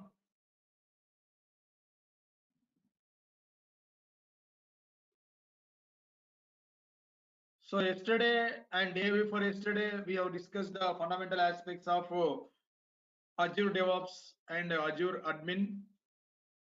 Okay. And today, as a part of Azure DevOps, let us go with some fundamental aspects, because while creating build and release pipelines, we need to have virtual machines, right? Okay, we need to have virtual machine creation. So you must know, okay, how to create Windows virtual machines and Linux virtual machines. That is mandatory. Without knowing that, okay, so we cannot go forward, okay, into Azure DevOps. So today's our agenda is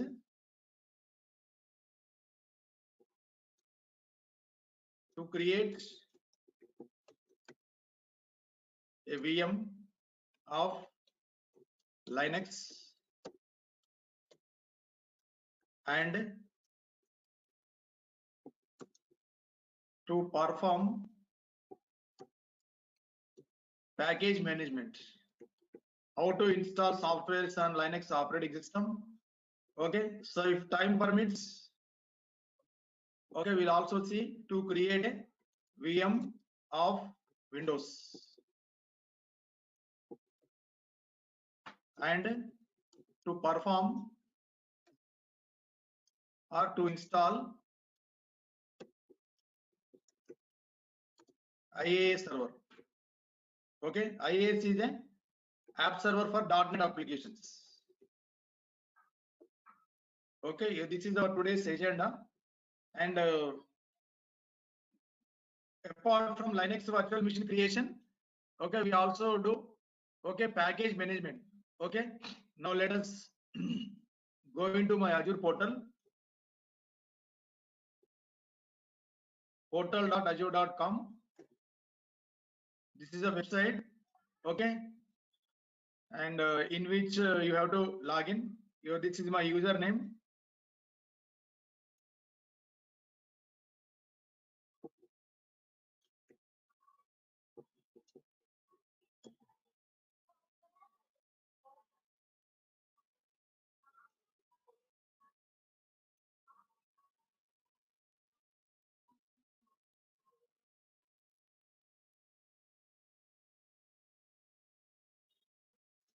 Now this is our landing page of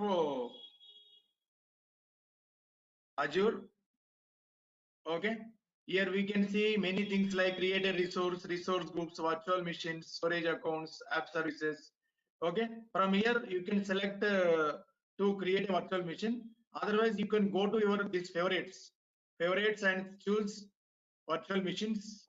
This is the second place. Otherwise, so if you can look at this search, you are going to see something like a search bar. So if you can type free services, you can look at these free services.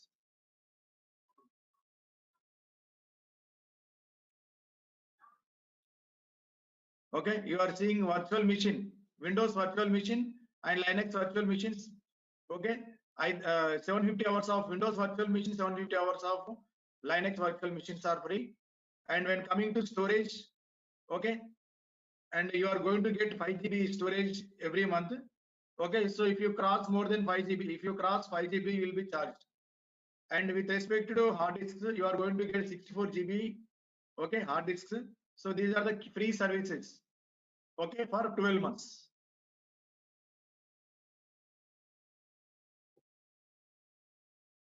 And here, suppose I want to create a virtual machine. So here simply you can type VM, or this is one place, or also you can select this one, virtual machines.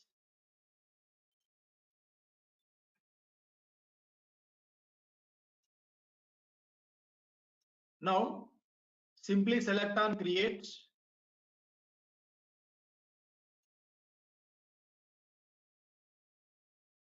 Now in Azure, we have to know one important thing.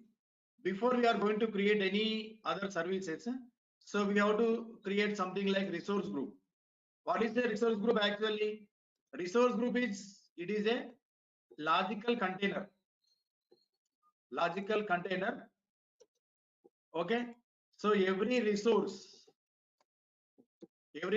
like virtual machine, storage account, storage, okay, and load balancers, whatever it may be, every resource, okay, is a part of resource group.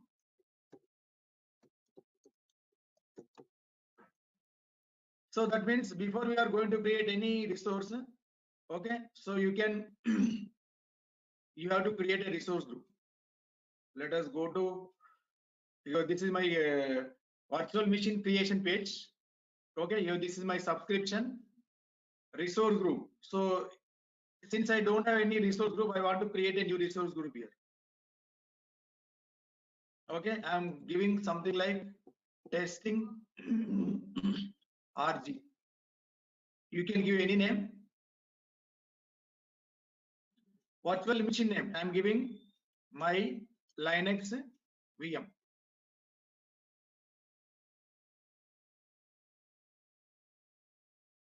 Now it is asking where you want to create this virtual machine. I want to create in Central USA because Central USA is a popular region. Okay, Central USA is a popular region. Okay, where exactly you can keep your virtual machines and other infrastructure. So almost every service is available in Central USA. That is why almost I am going to choose Central USA for every service. And it is asking with which operating system you wanted to create this Linux VM. VM. Okay. Now I want to, so you can drop down, you can check the list. Okay, Windows Server, Windows 10 Pro. Okay, My Gallery, Ubuntu 20.04. Okay, presently I am going to create a virtual machine with the Linux operating system, that is Ubuntu Server 2004. And it is asking size. Size, when coming to size, you can select B1S. B1S is a virtual machine with one virtual CPU, 1 GB RAM. With one virtual CPU, 1 GB RAM. Okay. And it is asking what is authentication type. Authentication type equal to password. Username is, you can give any username. I am giving my user.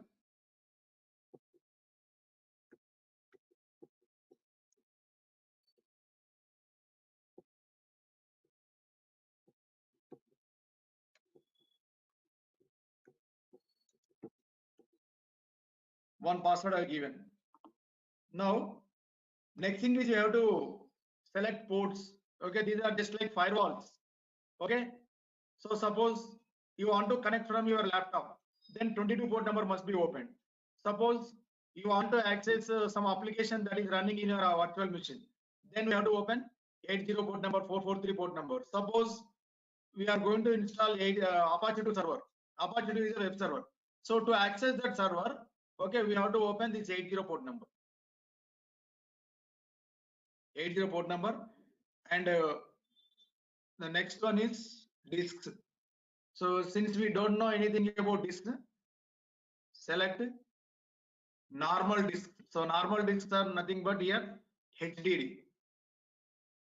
Okay, if you are in free tier, unnecessary, don't select premium SSD disks because they are very expensive. Unnecessary, your free time is wasted.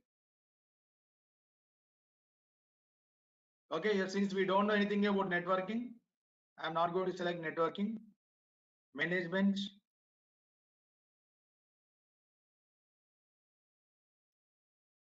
From here on, just go on, press next button.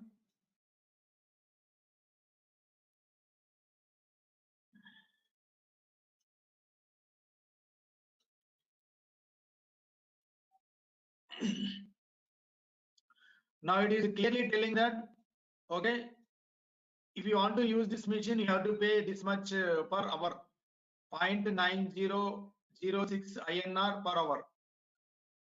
This much you have to pay.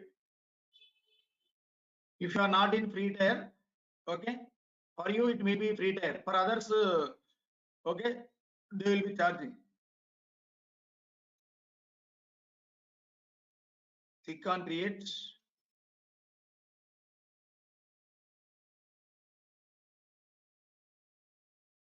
It will take time, 2 minutes of time.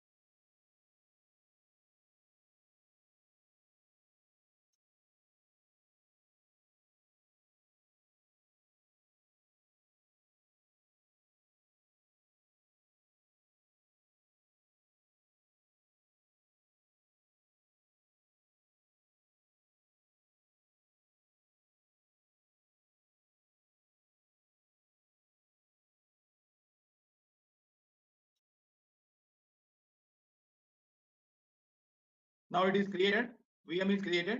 Okay, so once the VM is created, you click on go to resource.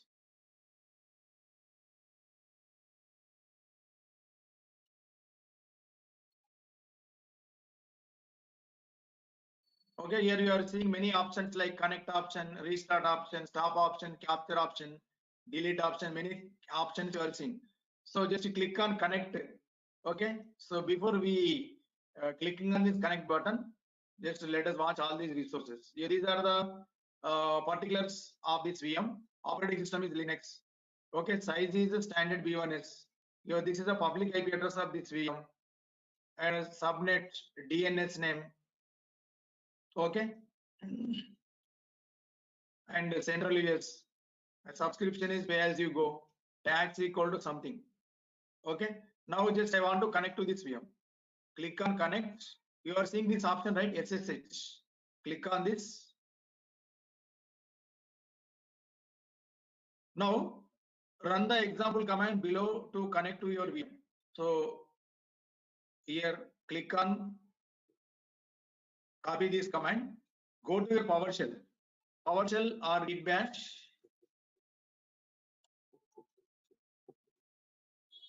Okay, if you are using Windows 10 or higher versions, no need of installing any software. If you are using Windows 7 or 8, you have to install Git software. I hope no one is using Windows 7 or Windows 8. Okay, click on PowerShell.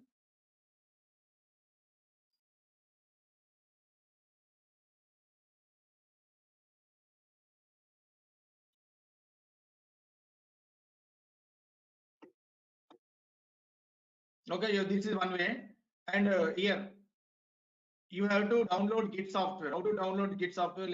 Let us see. Go to Git back. Go to your Chrome browser or Internet Explorer, whatever it may be. You can download Git like this. Git download for Windows.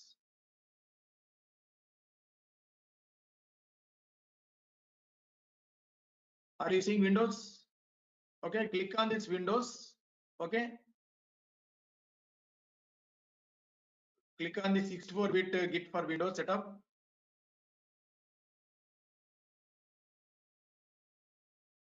This file is downloaded. Once it is downloaded, this is normal installation only. Okay, go into this downloads folder. Just double click on this. Okay, within 2 or 3 minutes, your Git software is ready. Okay, so once it is ready, okay, you can open from start menu. Just in the start menu, just type Git. Git bash is opened here.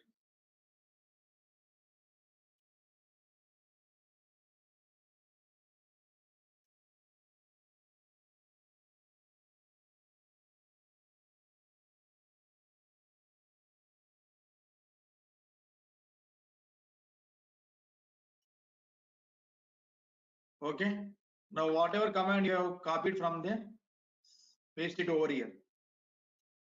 Okay, this is a command. SSH is a command. It is a protocol. Okay, with which you can connect to a remote server. So your SSH is a command. This is a username that I have given at the time of creating virtual machine, and now this is IP address of the virtual machine.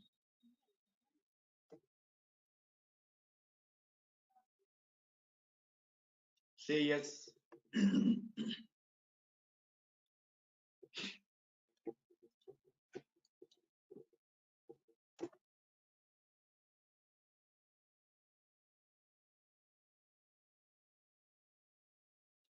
Now my virtual machine is ready. So once we launch virtual machine, we have to know something about the package management. So before we are going to discuss package management, let us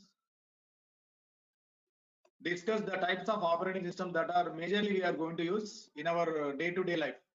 Okay, so one operating system we know very well is Linux operating system.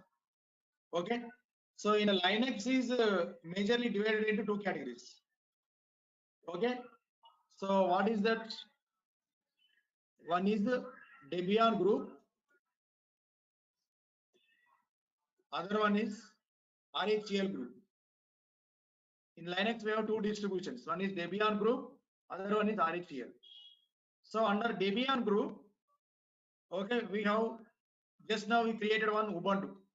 Ubuntu comes under Debian group. Under RHEL family, okay, we can have something like CentOS, okay, Fedora, okay, OEL, okay, yeah, these are the types comes under RHEL. And in Ubuntu, if you want to install software, so we have a package management command called apt get. Apt is a package manager command. It is a package manager which installs, uninstalls softwares. How to use it? To use it, it is very simple. Say sudo apt update, and the second command to be used is sudo apt install -y. Let us say I want to install Apache 2. Apache 2 is a web server. We don't use it. Okay, the developers, Java developers will be using this one. Okay, Apache 2. Now, when I execute this command, what happens means my machine is connected to Ubuntu software repository. Okay, from there it is going to download all the free softwares. And when I say sudo apt install -y Apache 2 from my local machine, this software is installed. Okay, let us try this command. Sudo apt updates.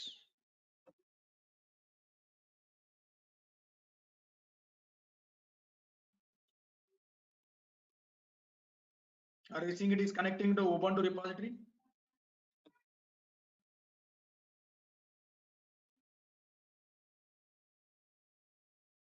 Okay, it is done. Now execute one more command, apt install -y Apache 2.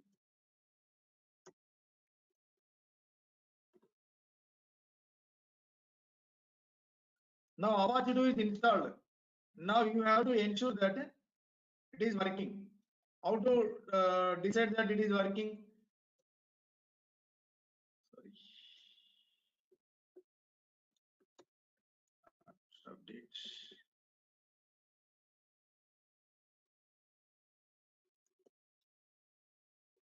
You have to issue this command, sudo systemctl service name Apache 2 status. You have to test like this. Let it be installed.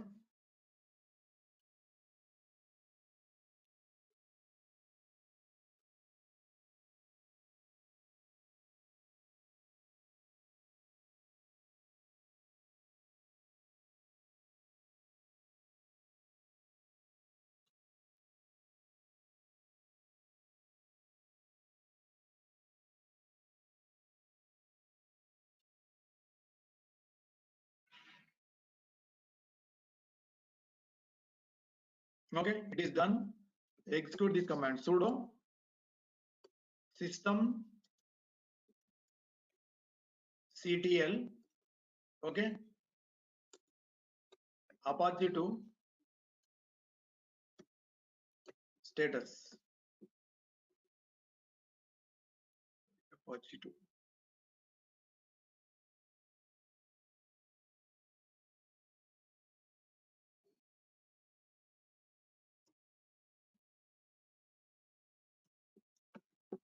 Status Apache 2. Are you seeing it is active and running? So this is the way how you